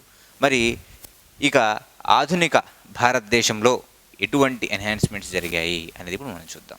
ఓకేనా, రైట్. ఇక ఆధునిక యుగంలో సైన్స్ అండ్ టెక్నాలజీలో భారతదేశంలో వచ్చినటువంటి వివిధ రకాలైన మార్పులు ఏంటి అంటే భారతదేశానికి స్వాతంత్రం వచ్చిన తర్వాత సైన్స్ అండ్ టెక్నాలజీ విభాగంలో జరిగినటువంటి వివిధ రకాలైన అంశాలు ఏంటి అనేది ఇప్పుడు మనం చూద్దాం. సో ఆధునిక యుగం చూడండి ఒకసారి. ఆధునిక యుగంలో జరిగినటువంటి వివిధ రకాలైన అంశాలు. సో దీన్ని కూడా మనం ఒక 3 ఫేజెస్ లాగా డివైడ్ చేసుకుందాం. సో ఫేజ్ 1 వచ్చేసరికి భారతదేశానికి స్వాతంత్రం 1967 వరకు. ఓకే, సో భారతదేశానికి స్వాతంత్రం వచ్చినట్టు 47 నుంచి 67 వరకు. మరి భారతదేశానికి స్వాతంత్రం వచ్చిన తర్వాత స్వతంత్ర భారతదేశానికి మొదటి ప్రధానమంత్రి ఎవరు అంటే శ్రీ జవహర్లాల్ నెహ్రూ గారు అని చెప్పి మనం చెప్పుకోవచ్చు. పండిట్ జవహర్లాల్ నెహ్రూ. మరి ఆ టైంలో సైన్స్ అండ్ టెక్నాలజీకి సంబంధించి అలానే భారతదేశంలో ఉండే హయ్యర్ ఎడ్యుకేషన్ ఏదైతే ఉంటుందో ఈ ఎడ్యుకేషన్కి సంబంధించి అనేక రకాలైన డెవలప్మెంట్స్ జవహర్లాల్ నెహ్రూ గారు చేయడం అనేది జరిగింది. అలానే దీనిలో భాగంగా మొట్టమొదటిసారిగా భారతదేశంలో ఐఐటిని ప్రవేశపెట్టడం అనేది జరిగింది. Indian institute of technology IIT అంటే ఈ ఐఐటిని మొట్టమొదటిసారిగా ఖరగ్పూర్లో నిర్మించడం అనేది జరిగింది. ఐఐటి ఖరగ్పూర్. సో ఇదొకటి గుర్తుపెట్టుకోండి, భారతదేశంలో ఉన్నటువంటి ఐఐటీల్లో నిర్మించినటువంటి మొట్టమొదటి ఐఐటి ఏది అంటే ఐఐటి ఖరగ్పూర్ అని మనం చెప్పుకోవచ్చు. ఎప్పుడు అంటే 1951 సంవత్సరంలో ఈ ఐఐటిని ఏర్పాటు చేయడం అనేది జరిగింది. అప్పటి విద్యాశాఖ మంత్రి మౌలానా అబుల్ కలాం ఆజాద్. అని మనం చెప్పుకోవచ్చు. రైట్. 1951లో ఈ ఐఐటి ఖరగ్పూర్ అనేది ఏర్పాటు చేసిన తర్వాత 1950-60ల్లో అంటే 50-60స్లో దగ్గర దగ్గరగా ఐఐటి బాంబే, ఐఐటి మద్రాస్ ఏర్పాటు చేయడం అనేది జరిగింది అని మనం చెప్పుకోవచ్చు. ఐఐటి బాంబే, ఐఐటి మద్రాస్, అలానే ఐఐటి కాన్పూర్ కూడా ఏర్పాటు చేయడం అనేది జరిగింది. మరి 1947 నుంచి 62 వరకు జరిగినటువంటి మార్పుల్లో భాగంగానే దేశంలో ఈ ఆహార ధాన్యాల ఉత్పత్తి అనేది పెరిగింది. అలానే పవర్ జనరేషన్ కెపాసిటీ ఏదైతే ఉందో అది కూడా పెరిగింది అని మనం చెప్పుకోవచ్చు. ఓకే, ఇక కమ్యూనికేషన్ విభాగానికి మనం ఈ టైంలో కనుక వచ్చామంటే అప్పటి కమ్యూనికేషన్ విభాగంలో ముఖ్యమైనది రేడియో. భారతదేశంలో ఎక్కువగా యూజ్ చేసే వినోద సాధకం లేదా కమ్యూనికేషన్ ఎంటర్టైన్మెంట్ పర్పస్ కోసం యూజ్ చేసేది, లేదా ఇన్ఫర్మేషన్ తెలుసుకోవడానికి యూజ్ చేసేది, సాయంత్రం పూట వార్తలు వినడానికి కానీ క్రికెట్ కామెంటరీస్ తెలుసుకోవడానికి కానీ యూజ్ చేసేది ఏది అంటే రేడియో అని మనం చెప్పుకోవచ్చు. మరి భారతదేశంలో రేడియో ట్రాన్స్మిషన్ ఎప్పుడు స్టార్ట్ అయింది అంటే 1927 సంవత్సరంలో ఈ రేడియో ట్రాన్స్మిషన్ అనేది స్టార్ట్ అయింది. ఈ 27లో రేడియో స్టేషన్స్ అనేవి స్టార్ట్ అయిన తర్వాత 1937 సంవత్సరంలో భారతదేశంలో ఉన్నటువంటి రేడియో స్టేషన్స్ అన్నీ ఒక పరిధిలోకి తీసుకొచ్చి దాన్ని ఆల్ ఇండియా రేడియోగా దీన్ని పరిగణించడం జరిగింది. 1937లో ఆల్ ఇండియా రేడియోగా పరిగణించడం అనేది జరిగింది. మరి దీన్నే 1957 నుంచి ఆకాశవాణి అని దీన్ని పిలవడం అనేది జరిగింది. 1957 నుంచి. ఓకే, సో ఇక నుంచి 2023 తర్వాత నుంచి మళ్ళీ దీన్ని ఆల్ ఇండియా రేడియో అని చెప్పి పిలవడం అనేది జరిగింది. రైట్. సో ఇలా రేడియోకి సంబంధించినటువంటి ట్రాన్స్మిషన్ ఏదైతే ఉంటుందో అంటే డేటా ట్రాన్స్మిషన్ అనేది 1927లోనే మన దేశంలో స్టార్ట్ అయింది. 1957 నాటికి ఆకాశవాణిగా మారి రోజు డిఫరెంట్ ఛానల్స్తో. సో ఇక్కడ మనం రేడియో ట్రాన్స్మిషన్ గురించి మనం గమనించినట్టయితే 2 రకాలు ఉంటాయి. AM transmission, FM transmission. అంటే డేటా అనేది మనకి అది ఛానల్స్ అనేవి 2 రకాలుగా ఉంటాయి. మీకు ఎఫ్ఎం రేడియో గురించి తెలిసే ఉంటుంది. సాంగ్స్ కోసం రీసెంట్ టైమ్స్లో అంటే ఒక 20 years ఈ టైంలోనే ఈ ఎఫ్ఎం రేడియోస్ అనేవి రన్ అవడం అనేది జరిగింది. ఏఎం రేడియోస్ వచ్చేసరికి ఇంతకుముందు మన ఉన్న ఛానల్స్ ఏవైతే ఉన్నాయో వీటిని ఏఎం రేడియోస్ అంటారు.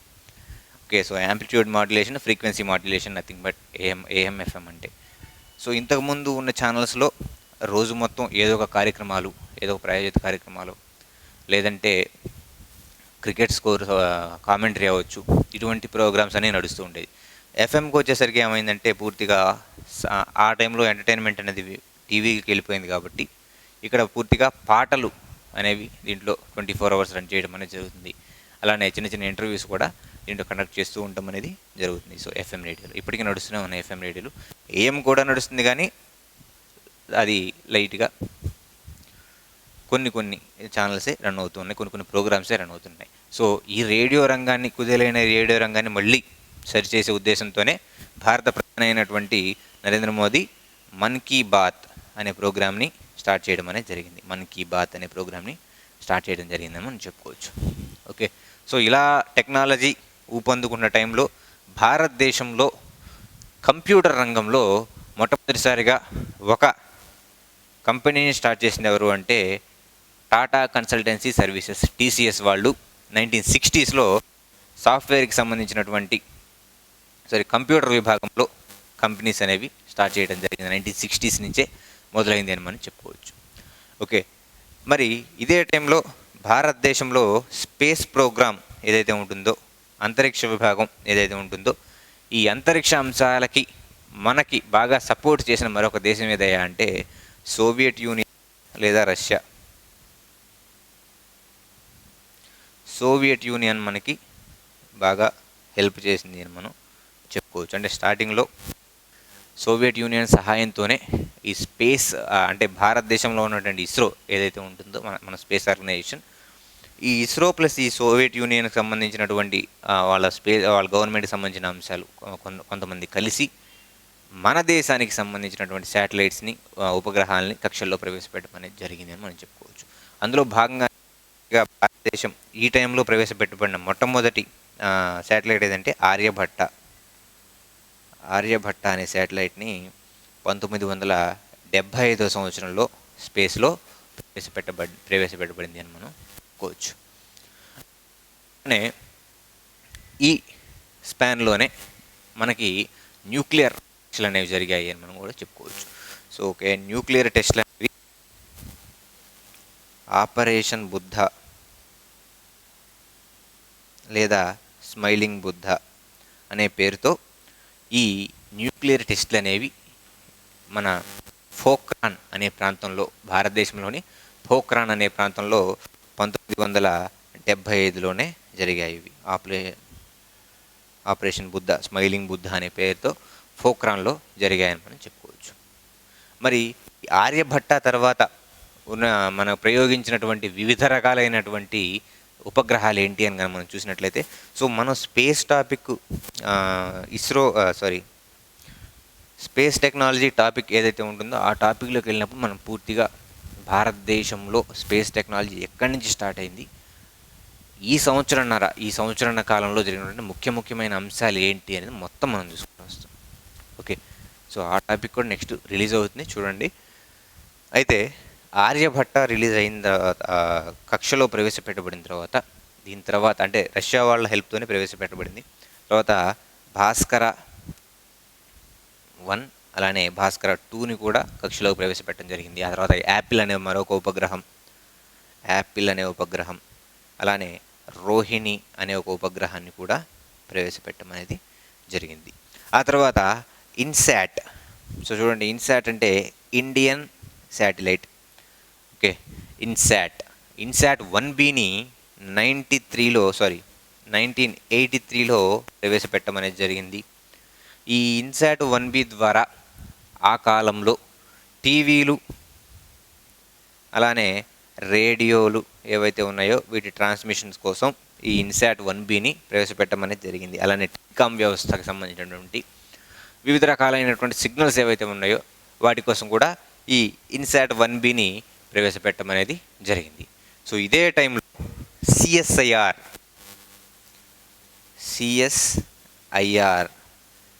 దీన్ని కూడా ఏర్పాటు చేయడం అనేది జరిగింది. అలానే డిఆర్డిఓని కూడా ఏర్పాటు చేయడం అనేది జరిగింది. ఓకే, సిఎస్ఐఆర్ అలానే డిఆర్డిఓలను కూడా ఏర్పాటు చేయడం జరిగింది ఈ ఫేజ్ 1లోని. అంటే 1 by 1 మనం చూసుకుంటూ వస్తున్నాం. ఈ టెక్నాలజీ డెవలప్మెంట్ పరంగా మనం చూసుకున్నట్లయితే, స్పేస్ టెక్నాలజీగా చూసుకుంటే భారతదేశానికి సోవియట్ యూనియన్ అనేది బాగా హెల్ప్ చేసిందని మనం చెప్పుకోవచ్చు. అందులో భాగంగానే ఆర్యభట్ట ఈ ఉపగ్రహం ఏదైతే ఉంటుందో దాన్ని ప్రవేశపెట్టడం అనేది జరిగింది. ఆ తర్వాత ఇన్సాట్ 1B ఇది పూర్తిగా దేశీ రాకెట్ అని మనం చెప్పుకోవచ్చు. ఇది రోహిణి వచ్చేసరికి దేశీ SLV అని చెప్పి మనం చెప్పుకోవచ్చు. అలానే ఇన్సాట్ 1B వచ్చేసరికి రేడియో టీవీ ట్రాన్స్మిషన్ కోసం తయారు చేయబడినటువంటి ఒక ఉపగ్రహం అని చెప్పి మనం చెప్పుకోవచ్చు. ఓకే, ఆ తర్వాత ఎప్పుడైతే ఈ సిఎస్ఐఆర్ అలానే డిఆర్డిఓలు కనిపెట్టారో, ఎస్టాబ్లిష్ చేసుకున్నారో, ఇవి ఎస్టాబ్లిష్ చేసిన తర్వాత మెల్లిమెల్లిగా వీటికి సంబంధించినటువంటి అంశాల్లో డెవలప్మెంట్ అనేది, పురోగతి అనేది రావడం అనేది జరిగింది అని చెప్పి మనం చెప్పుకోవచ్చు. ఓకే, నెక్స్ట్ ఫేజ్ 2 కనుక మనం చూసినట్లయితే 1967 నుంచి 87 వరకు మనం బాగా గమనించినట్లయితే, సో ఇందులో కూడా కొన్ని అంశాలు నేను చెప్పాను, చూద్దాం ఒకసారి. 67 నుంచి 87 మనం గమనించినట్లయితే, ఈ 1967 నుంచి 87 టైంలో మనకి దేశంలో పాపులేషన్ అనేది పెరిగిపోతుంది. ఓకే, పాపులేషన్ అనేది పెరిగిపోతుంది. ఆ పాపులేషన్కి తగిన ఫుడ్ అనేది కావాల్సిన అవసరం అనేది ఎంతైనా ఏర్పడింది. మరి ఆ టైంలోనే గోధుమల అవసరం దేశంలో ఎంతైనా ఏర్పడింది, గోధుమలు. ఓకే, సో అంటే గోధుమలు ఎక్కువగా కన్జ్యూమ్ చేసే రాష్ట్రాలు ఏవైతే ఉన్నాయో, నార్త్ ఇండియా రాష్ట్రాలు, అక్కడ జనాభా ఎక్కువ అవటం, ఫుడ్ తక్కువ అవటం, ఇటువంటి అంశాలన్నీ బాగా వేధిస్తూ ఉండేవి. సో ఇటువంటి టైంలోనే భారతదేశంలోకి గ్రీన్ రెవల్యూషన్, హరిత విప్లవం అంటాం, ఈ గ్రీన్ రెవల్యూషన్ ప్రవేశపెట్టడం ద్వారా గోధుమ పంట యొక్క సాగు ఏదైతే ఉంటుందో అత్యధికంగా పెంచడం అనేది జరిగింది. ఓకే, గోధుమ పంటని ఎక్కువగా పండించడం అనేది జరిగింది. దీని ద్వారా భారతదేశంలో ఉన్నటువంటి గోధుమని ఎక్కువగా యూజ్ చేసే రాష్ట్రాలు అనేటువంటి పంజాబ్, ఢిల్లీ, హర్యానా, అలానే మనకి ఉత్తరప్రదేశ్. ఈ 4 రాష్ట్రాలు బాగా లాభపడినాయి అని చెప్పి మనం చెప్పుకోవచ్చు. అలానే ఇదే టైంలో యునైటెడ్ స్టేట్స్ ఆఫ్ అమెరికా వాళ్ళ సహాయంతో భారతదేశంలో మొట్టమొదటి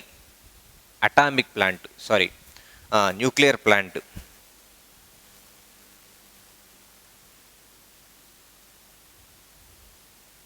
భారతదేశంలో మొట్టమొదటి న్యూక్లియర్ ప్లాంట్ యుఎస్ఏ వాళ్ళ సహకారంతో ఎక్కడ ఏర్పాటు చేశారు అంటే తారాపూర్లో ఏర్పాటు చేయడం అనేది జరిగింది. తారాపూర్లో న్యూక్లియర్ ప్లాంట్ అనేది ఏర్పాటు చేయడం అనేది జరిగింది మనం చెప్పుకోవచ్చు. ఓకే, సో ఇలా న్యూక్లియర్ ప్లాంట్ అనేది ఏర్పాటు చేశారు. సేమ్ ఇదే టైంలో అగ్రికల్చర్కి సంబంధించి ఐసిఏఆర్ సంస్థని కూడా ఏర్పాటు చేయడం జరిగింది. ఐసిఏఆర్ అనే సంస్థని అగ్రికల్చర్ విభాగంలో దీన్ని ఏర్పాటు చేయడం అనేది జరిగిందని మనం చెప్పుకోవచ్చు. ఇక అక్కడి నుంచి మనం ముందుకు వస్తే సో ప్రజెంట్ 1987 నుంచి ఈరోజు వరకు జరుగుతున్నటువంటి వివిధ రకాలైన అంశాలని మనం ఇప్పుడు చూద్దాం. 1987 నుంచి టిల్ డేట్ అంటే ఇప్పుడు ప్రజెంట్ జరుగుతున్న టైం ఏదైతే ఉంటుందో అంతవరకు చూద్దాం. మరి 1987 నుంచి మూడో ఫేజ్ అని చెప్పి మనం మాట్లాడుకున్నాం. సో దీనికంటే ఒక సంవత్సరం ముందు అంటే 1986లో భారతదేశంలో డిపార్ట్మెంట్ ఆఫ్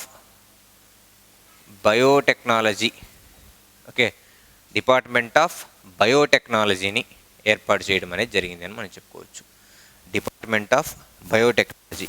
సో ఈ బయోటెక్నాలజీకి సంబంధించినటువంటి ఈ డిపార్ట్మెంట్ ఏదైతే ఉంటుందో దీంట్లో రీసెర్చ్ చేసుకోవడానికి పబ్లిక్ ప్రైవేట్ పార్ట్నర్షిప్ని ఏర్పాటు చేయడం అనేది జరిగింది.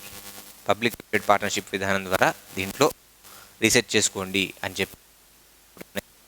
అలానే ఇక్కడ డిపార్ట్మెంట్ ఆఫ్ 1981లో డిపార్ట్మెంట్ ఆఫ్ ఓషనోగ్రఫీని కూడా ఏర్పాటు చేయడం అనేది జరిగింది. డిపార్ట్మెంట్ ఆఫ్ ఓషనోగ్రఫీ అంటే సముద్రాల అధ్యయనం ఒక సంస్థని ఏర్పాటు చేయడం జరిగిందని చెప్పి మనం చెప్పుకోవచ్చు. Department of oceanography. అయితే ఇదే టైంలో భారతదేశంలో టెక్నాలజీ బాగా అభివృద్ధి చెందినటువంటి నగరం ఏది అంటే బెంగళూరు అని చెప్పి చెప్పుకోవచ్చు. బెంగళూరు. సో మరి ప్రస్తుతానికి భారతదేశం ఏదైతే ఉంటుందో మనకి ఇలా సౌత్ ఇండియా కనుక ఉంటే ఈ సౌత్ ఇండియా మనకి ఐటీ ఇన్ఫర్మేషన్ టెక్నాలజీ అనగా మనకి 3 పేర్లు గుర్తొస్తాయి. అదొకటి బెంగళూరు, రెండోది చెన్నై, మూడోది హైదరాబాద్. సో ఈ 3 నగరాలని కలిపి సేవా రంగంలో ఉన్నటువంటి ఈ ఇన్ఫర్మేషన్ టెక్నాలజీ ఏదైతే ఉంటుందో ఈ ఇన్ఫర్మేషన్ టెక్నాలజీకి సంబంధించి దక్షిణ భారతదేశంలో ఉన్నటువంటి బెంగళూరు, చెన్నై, హైదరాబాద్ ఈ 3 నగరాలు కలిసి ఈ 3 నగరాలే భారతదేశంలో ఉన్నటువంటి ఐటీ మొత్తాన్ని దాదాపు 60% to 80% నడిపిస్తుందని చెప్పి మనం చెప్పుకోవచ్చు. ఓకే, ఇక మన నార్త్ ఇండియాలో చూసుకుంటే ముంబై కానీ, పూణే కానీ, నోయిడాలో ఇటువంటి ప్రాంతాల్లో ఉన్నాయి. కానీ ఎక్కువ శాతం మన సౌత్ ఇండియాలోనే ఈ 3 నగరాల్లోనే ఐటీ అనేది ఎక్కువగా స్పేసెస్ అందిస్తుంది.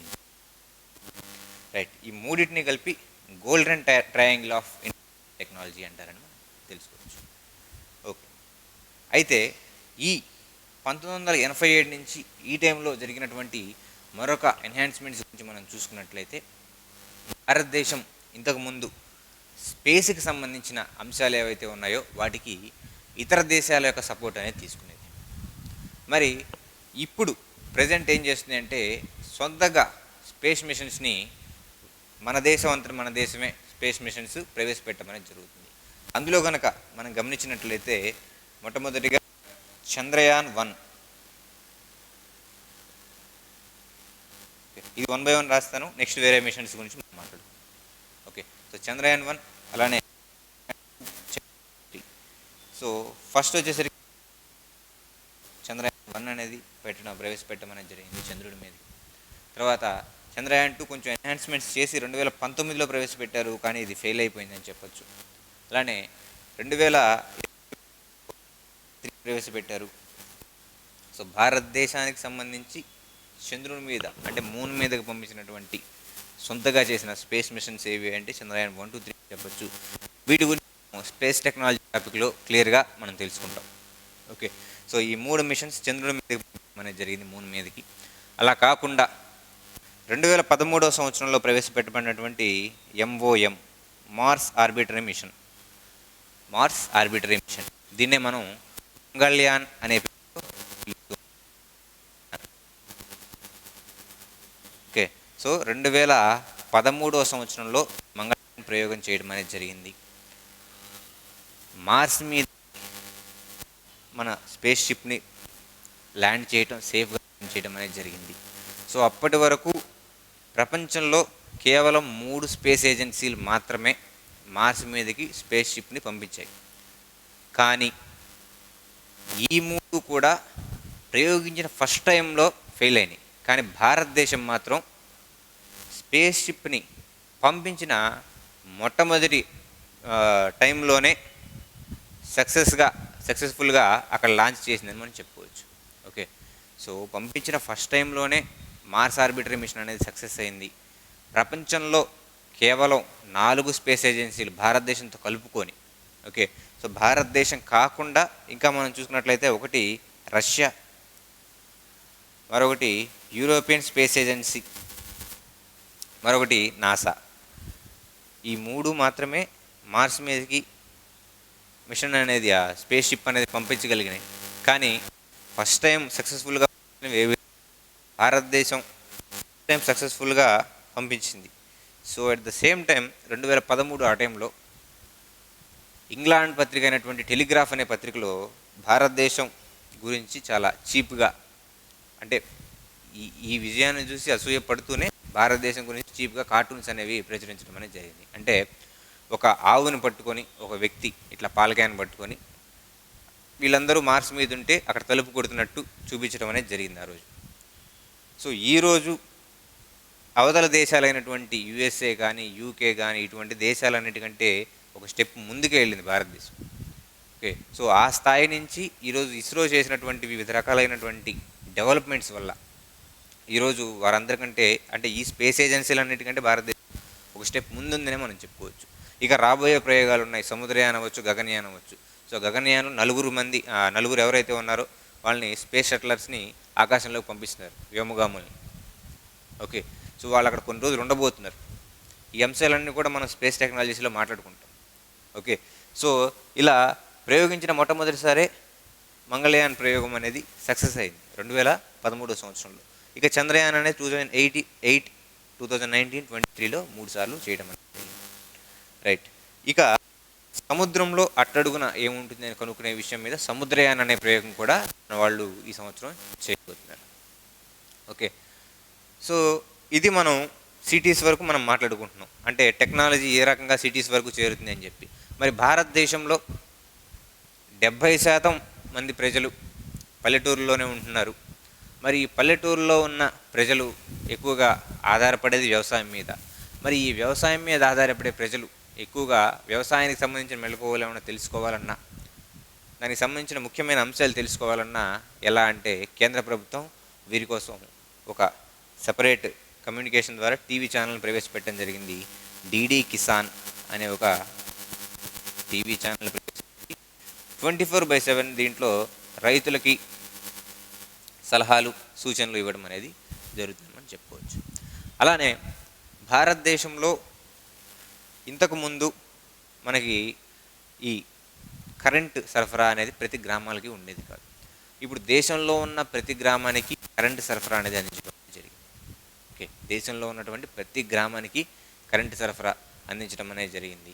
అలానే ఇకపై ఈ నీళ్ల ద్వారా కరెంటు తయారు చేసుకోవడం ఇటువంటివి కాకుండా మనకున్నటువంటి తరగతి శక్తి ఏదైతే ఉంటుందో సూర్యశక్తి, దాని ద్వారా ఈ పవర్ అనేది జనరేట్ చేసుకోవాలి అన్న ఉద్దేశంలో సోలార్ డోమ్ అనేది ఏర్పాటు చేయడం అనేది జరిగింది. సోలార్ డోమ్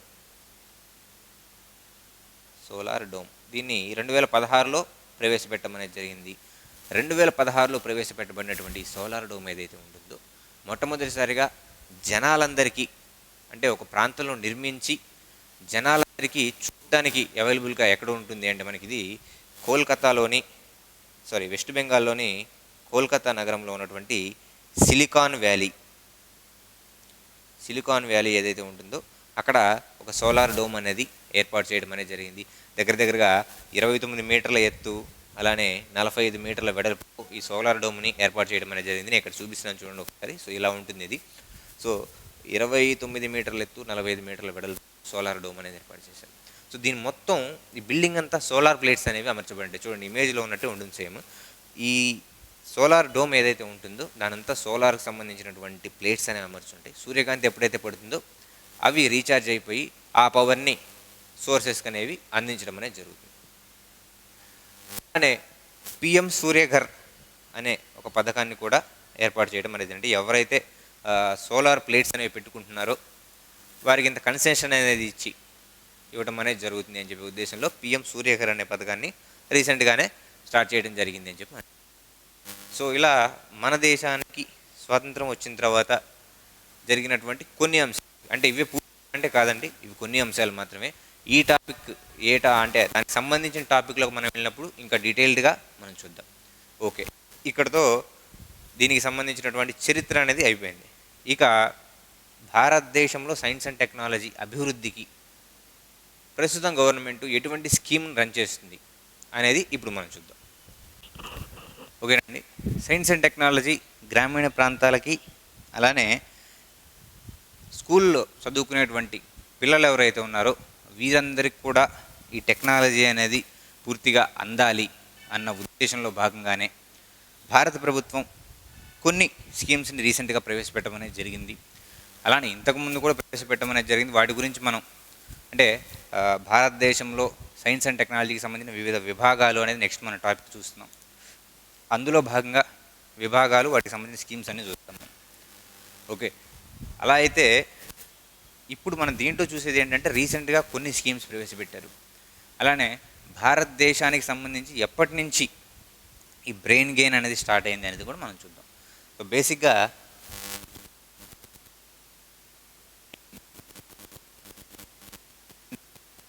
దేశానికి సంబంధించిన మేధావులు వేరే దేశాల్లో స్థిరపడిపోయారు. అందువల్ల దేశానికి సంబంధించినటువంటి డెవలప్మెంట్ అనేది ఎక్కువగా జరగకుండా ఉండటం అనేది జరిగింది. అంటే వీళ్ళ మేధస్సు అంతా వేరే దేశాలకు అందిస్తున్నారు, ఆ దేశాలనే ముందుకు వెళ్ళిపోతూ ఉన్నాయి. సో అందువలన వాళ్ళని మళ్ళీ మన దేశానికి రప్పించాలి అన్న ఉద్దేశంలో కొన్ని ప్రోగ్రామ్స్ అనేవి గవర్నమెంట్స్ పెట్టమనేది జరిగింది. సో ముఖ్యంగా మనం చూసుకుంటే 2013 నుంచి 2018 లోపు భారతదేశానికి మళ్ళీ తిరిగి వచ్చిన శాస్త్రవేత్తలు సంఖ్య అనేది బాగా పెరిగింది. ఇంత ముందుతో పోలిస్తే 70% పెరిగింది అని చెప్పి మనం చెప్పుకోవచ్చు. ఓకే, 70% పెరిగిందని చెప్పుకోవచ్చు. ఎందుకు అంటే ఆ టైంలో ప్రవేశపెట్టబడినటువంటి వివిధ రకాలైన స్కీమ్స్ కావచ్చు, ఫెలోషిప్లు కావచ్చు, అలానే వివిధ రకాలైన కార్యక్రమాలు కావచ్చు. అందులో మొదటి మనం చూస్తే Ramanujan fellowship.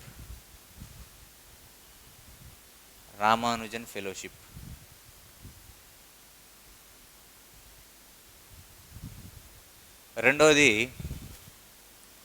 Inspire programme. Just నేను ఇక్కడ ఈ టాపిక్స్ గురించి చెప్తాను. నెక్స్ట్ లెసన్లో మనం దీని గురించి మనం పూర్తిగా ఇన్స్పైర్ ప్రోగ్రామ్ అంటే ఏంటి, దీంట్లో ఎన్ని క్లస్టర్స్ ఉన్నాయి మొత్తం కూడా మనం నెక్స్ట్ లెసన్లో చూస్తాం. ఓకే, నెక్స్ట్ మూడవది రామలింగ స్వామి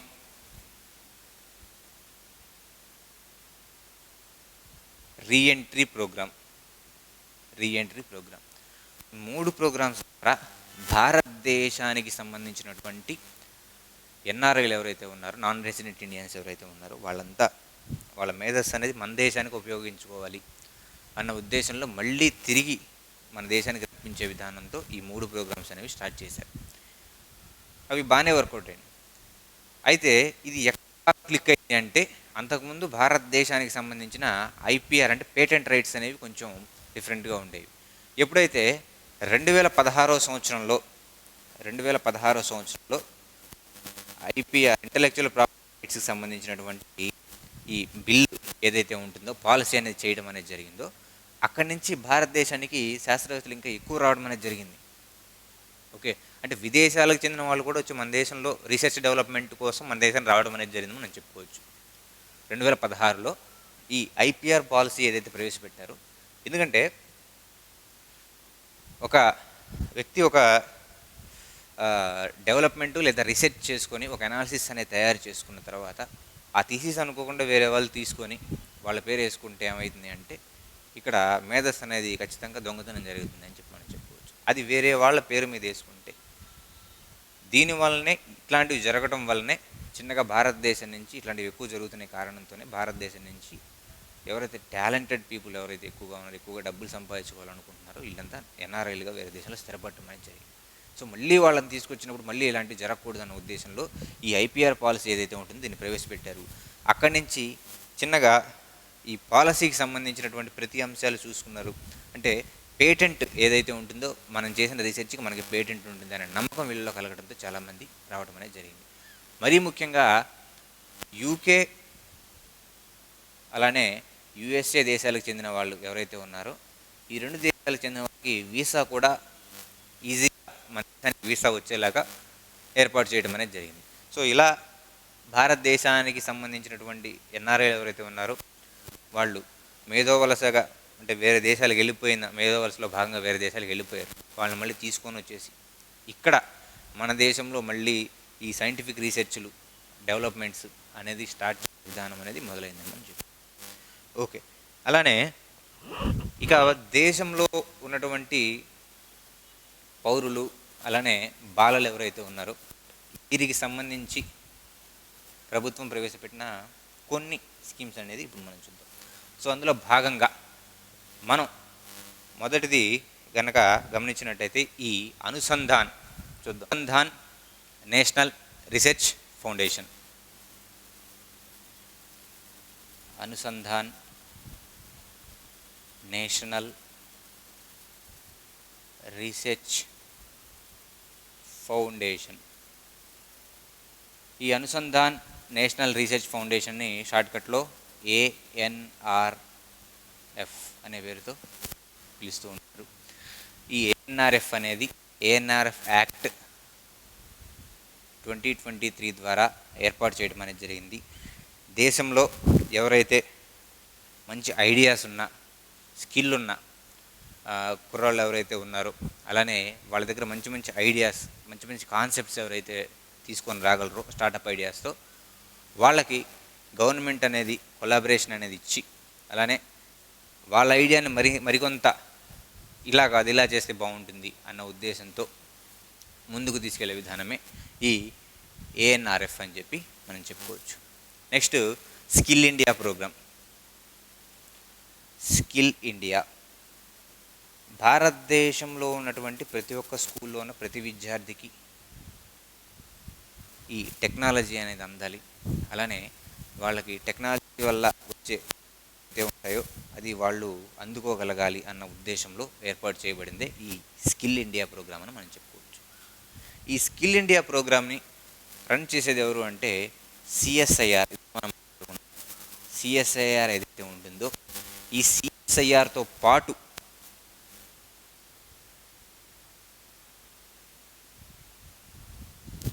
సిఎస్ఐఆర్తో పాటు నేషనల్ ఫిజికల్ ల్యాబ్ వాళ్ళు, నేషనల్ ఫిజికల్ ల్యాబ్ వాళ్ళు సంయుక్తంగా ఈ ప్రోగ్రామ్ని నిర్వహించడం జరుగుతుంది. CSIR plus national physical lab. So ఈ రెండు సంస్థలు కలిపి ఎన్పిఎల్ అంటాం షార్ట్కట్లో, సిఎస్ఐఆర్ ఎన్పిఎల్. వీళ్ళు ఇంతకుముందు చేసినటువంటి ఒక ముఖ్యమైన ఇన్వెన్షన్ ఏదంటే భారతదేశం ఐఎస్టీ అంటాం మనం, స్టాండర్డ్ టైం. ఓకే, ప్రతి దేశానికి ఒక స్టాండర్డ్ టైం అనేది ఉంటుంది. సో మన దేశానికి గ్రీనిచ్ టైంకి ప్లస్ 5.5 అవర్స్ ముందు ఉంటాం మనం. ఓకే, మరి ఈ 5.5 అవర్స్ ముందుండే ఇండియన్ స్టాండర్డ్ టైంని ఏర్పాటు చేయడంలో కీలక పాత్ర పోషించిన వారు ఎవరు అంటే CSIR plus national physical lab అని చెప్పి మనం చెప్పుకోవచ్చు. ఎలా చేశారు దీన్ని అంటే అటామిక్ గడియారాలు లేదా అటామిక్ క్లాక్స్ ఆధారంగా టైం అనేది లెక్కించి గ్రీనిచ్ టైం కంటే మన Indian standard time in hours ముందు ఉంటుంది అని చెప్పి వీళ్ళు క్యాలిక్యులేట్ చేయడం అనేది జరిగిందని మనం చెప్పుకోవచ్చు. ఓకే, నెక్స్ట్ స్కీమ్ వచ్చేసరికి 1 week 1 lab campaign. 1 week 1 lab campaign. So ఇది కూడా సిఎస్ఐఆర్ వాళ్ళే దీన్ని నడపడం అనేది జరుగుతూ ఉంటుంది. ఈ సిఎస్ఐఆర్ వాళ్ళతో పాటు ఎన్ఐసి నేషనల్ ఇన్ఫర్మేటిక్స్ సెంటర్ వాళ్ళు కూడా దీంట్లో పాల్గొనడం అనేది జరిగింది. భారతదేశంలో ప్రతి స్కూల్లో టెక్నాలజీ విభాగానికి సంబంధించిన అంశాలు, టెక్నాలజీ వల్ల వచ్చే లాభాలేంటి, అలానే చిన్న వయసు నుంచే వీటికి కోడింగ్ విధానం ఏదైతే ఉంటుందో ఈ కోడింగ్ కూడా అందించడం అనేది వీటి ద్వారా జరుగుతుందని మనం చెప్పుకోవచ్చు. సో ప్రయోగాత్మకంగా ఢిల్లీలో 180 స్కూల్స్లో వీటిని ప్రవేశపెట్టడం అనేది జరిగింది. ఢిల్లీలో 180 స్కూల్స్లో దీన్ని స్టార్ట్ చేయడం అనేది జరిగింది. నెక్స్ట్ మనం చూసుకుంటే ఇదొక భారతదేశానికి సంబంధించినటువంటి కల్చర్ ఏదైతే ఉంటుందో ఈ సైన్స్ అండ్ హెరిటేజ్ రీసెర్చ్ చూడండి, science and heritage research initiative, దీన్ని షార్ట్కట్లో శ్రీ అంటాం, SHRI, heritage research initiative. So బేసిక్గా ఈ కాన్సెప్ట్ పుట్టింది మనకి మన తమిళనాడులో ఉన్నటువంటి పట్టమడై.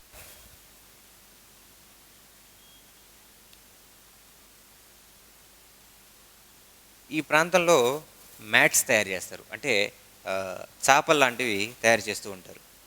ఓకే, పట్టమడే మ్యాట్స్ అనేవి చాలా ఫేమస్. దీన్ని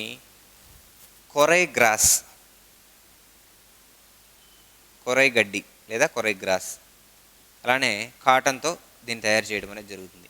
సో దీని మీద ఎందుకు ప్రయోగాలు చేస్తున్నారు అంటే ఇది సౌండ్ ప్రూఫ్గా, ఓకే, దీన్ని సౌండ్ ప్రూఫ్ క్వాలిటీ అంటే క్లాస్ రూమ్స్ అవ్వచ్చు, థియేటర్స్ అవ్వచ్చు, వీటిలో సౌండ్ ప్రూఫ్ క్వాలిటీని ఇది ఎలా మెయింటైన్ చేస్తుంది తెలుసుకోవడానికి దీని మీద ప్రయోగాలు చేయడం అనేది జరుగుతూ ఉంటుంది. సో ఇది తిరునల్వేలి డిస్టిక్లో ఉంది. ఈ ఈ ఈ ఐటమ్ ఏదైతే ఉంటుందో తిరునల్వేలి డిస్టిక్ తమిళనాడులో లభిస్తూ ఉంటుందని మనం చెప్పుకోవచ్చు. సో ఇక్కడ ఈ కాన్సెప్ట్ ఏంటి అంటే హెరిటేజ్ ఐటమ్స్, భారత కల్చర్కి సంబంధించిన ఐటమ్స్ ఏవైతే ఉన్నాయో వాటి మీద రీసెర్చ్ చేసి అందులో భాగంగా మొదలుపెట్టింది ఏది అంటే ఈ పట్టమడే మ్యాట్స్ మీద చేయడం అనేది జరిగిందని మనం చెప్పుకోవచ్చు. నెక్స్ట్ వచ్చేసరికి national deep tech startup. So దీన్ని రీసెంట్గానే 2023 జూలైలో ఈ స్కీమ్ని ప్రవేశపెట్టమనేది జరిగింది. సో ఎవరైతే AI based, artificial intelligence base లేదా machine learning based latest concepts ఏవైతే ఉంటాయో వీటి ఆధారంగా ఎవరైతే స్టార్టప్ ఆలోచనలతో వస్తే వారికి సపోర్ట్ చేయడానికి ఈ నేషనల్ డీప్ టెక్ స్టార్టప్ అనేది సపోర్ట్ చేయడం అనేది జరిగింది. ఓకే, సో నెక్స్ట్ ఇదే లాస్ట్ కాన్సెప్ట్. దీని గురించి మనకి ఈ లాస్ట్ టైం జరిగినటువంటి గ్రూప్ 1 ఎగ్జామ్ దీని మీద క్వశ్చన్ అనేది అడగడం జరిగింది. సో ఈ కాన్సెప్ట్ ఏదో చూస్తే ఈ టాపిక్ అనేది మనకి కంప్లీట్ అయిపోతుంది. సో చివరిగా మనం ఈ లెసన్లో చూసే చివరి టాపిక్ ఏంటంటే Atal innovation mission. So AIM అనే పేరుతో పిలుస్తూ ఉంటాం.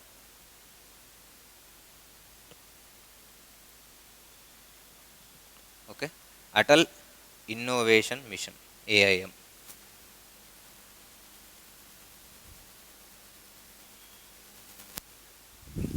ఈ అటల్ ఇన్నోవేషన్ మిషన్ అనేది ఎవరి ఆధ్వర్యంలో పనిచేస్తుంది?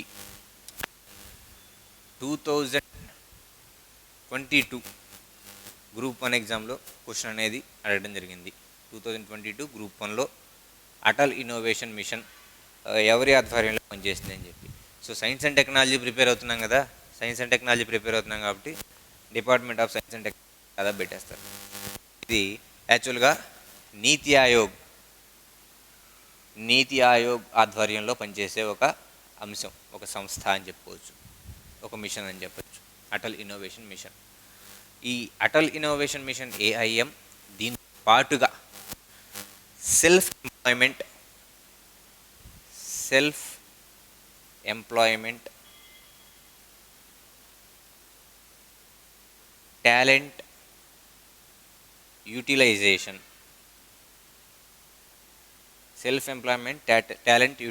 దీన్ని చూడండి షార్ట్కట్లో SETU, సేతు. సో ఈ రెండు సంయుక్తంగా పనిచేస్తూ ఉంటాయి. దేనికి ఈ రెండు సంయుక్తంగా పనిచేసి దీనివల్ల లాభం ఏంటి, దీని యొక్క ప్రయోజనం ఏంటి అంటే మనం చూసినట్లయితే భారతదేశంలో సైన్స్ అండ్ టెక్నాలజీ విభాగం ఏదైతే ఉంటుందో ఈ విభాగం స్కూళ్ళల్లో ఉన్న వాళ్ళందరికీ అందించాలి. అలానే దేశంలో ఇన్నోవేషన్ ఏదైతే ఉంటుందో ఈ ఇన్నోవేషన్ అనే దాన్ని సెల్ఫ్ ఎంప్లాయ్మెంట్ ఉన్నటువంటి వాళ్ళందరికీ రీచ్ అయ్యేలాగా చూడాలి. ఎవరైతే మంచి మంచి కాన్సెప్ట్స్తో వస్తారో వాళ్ళకి చేయూత అందించాలి అన్న ఉద్దేశంలోనే ఈ అటల్ ఇన్నోవేషన్ మిషన్ అనేది ఏర్పాటు చేయడం అనేది జరిగింది. సో దీంట్లో భాగంగా మనకి 2 రకాల అంశాలు ఉంటాయి. ఒకటి ఏటీ అటల్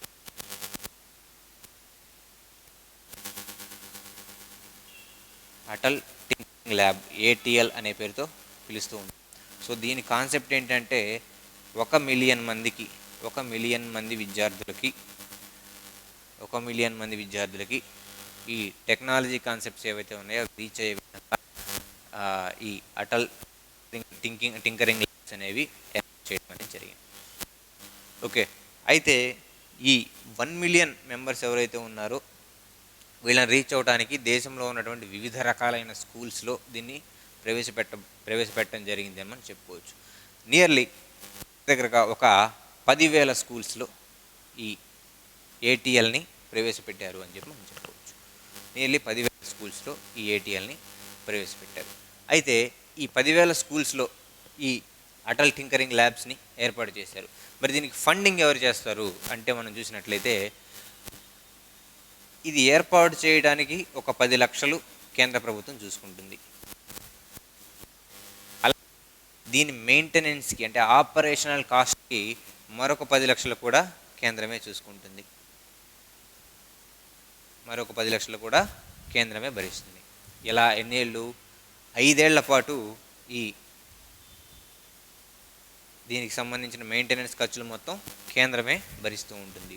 దేశంలో ఉన్నటువంటి 6th నుంచి 10th వరకు ఎవరైతే విద్యార్థులు ఉన్నారో ఈ విద్యార్థులందరికీ ఈ ఇన్నోవేషన్లో భాగంగా చేయాలి అన్న ఉద్దేశంలోనే ఈ అటల్ టింకరింగ్ ల్యాబ్స్ని ఏర్పాటు చేయడం జరిగింది అని చెప్పి మనం చెప్పుకోవచ్చు. Next, Atal incubation centres. Atal incubation centres వీటిని షార్ట్కట్లో ఏఐసి అంటారు. ఓకే, సో ఎవరైతే మంచి ఐడియాతో ఒక స్టార్టప్స్ ఎవరైతే ఉన్నారో అలానే స్టార్టప్స్కి ఇన్వెస్ట్మెంట్ ఎవరికైతే కావాలో వీరందరి కోసం ఇది ఏర్పాటు చేయడం అనేది జరిగింది. ప్రస్తుతానికి ఒక 100 క్లస్టర్స్ ఇవి పనిచేస్తూ ఉన్నాయి.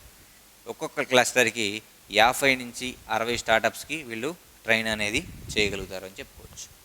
ఓకే, 50 నుంచి 60 స్టార్టప్స్కి వీళ్ళు ట్రైనింగ్ అనేది చేయగలుగుతారు. నెక్స్ట్, మూడోది కమ్యూనిటీ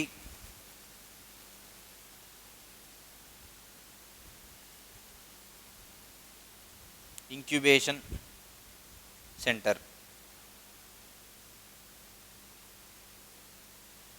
దీన్నే ఏసీఐసి అనే పేరుతో పిలుస్తూ ఉంటాం.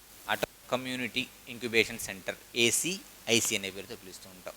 సో ఇది కూడా పబ్లిక్ లేదా ప్రైవేట్ పార్ట్నర్షిప్ ద్వారా లేదంటే ఏదన్నా పబ్లిక్ సెక్టార్ అండర్టేకింగ్కి సంబంధించినటువంటి సంస్థ ఏదైనా వచ్చినా కానీ ఈ రెండింటి ద్వారా స్టూడెంట్స్కి 6 నుంచి 10 వరకు చదువుతున్న స్టూడెంట్స్కి ఎవరైతే ఉన్నారో వాళ్ళకి ఈ ఇన్ఫర్మేషన్ టెక్నాలజీ లేదా ఇన్నోవేషన్ అనేది అందుబాటులో ఉండేలాగా ఈ ఏసీఐసిని కూడా ఏర్పాటు చేయడం అనేది జరిగింది. సో ఇక్కడ మనం బాగా గుర్తుపెట్టుకోవాల్సింది ఏంటి అంటే ఈ ఏఐఎం అనేది దేని కింద పనిచేసేది అని ఒకటి గుర్తుపెట్టుకోవాలి.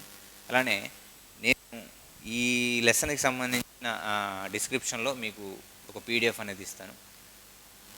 భారతదేశానికి సంబంధించిన వివిధ రకాలైన ప్రజలు ఎవరైతే ఉన్నారో డిఫరెంట్ వాళ్ళ గురించి కూడా మీకు డిస్క్రిప్షన్లో అనేది ఇవ్వడం అనేది జరుగుతుంది. ఒకసారి చూడండి. అలానే వాట్సాప్ గ్రూప్ లింక్ అనేది దాంట్లో జాయిన్ అవ్వండి. రెగ్యులర్స్ అనేవి దాంట్లో ఉంటాయి.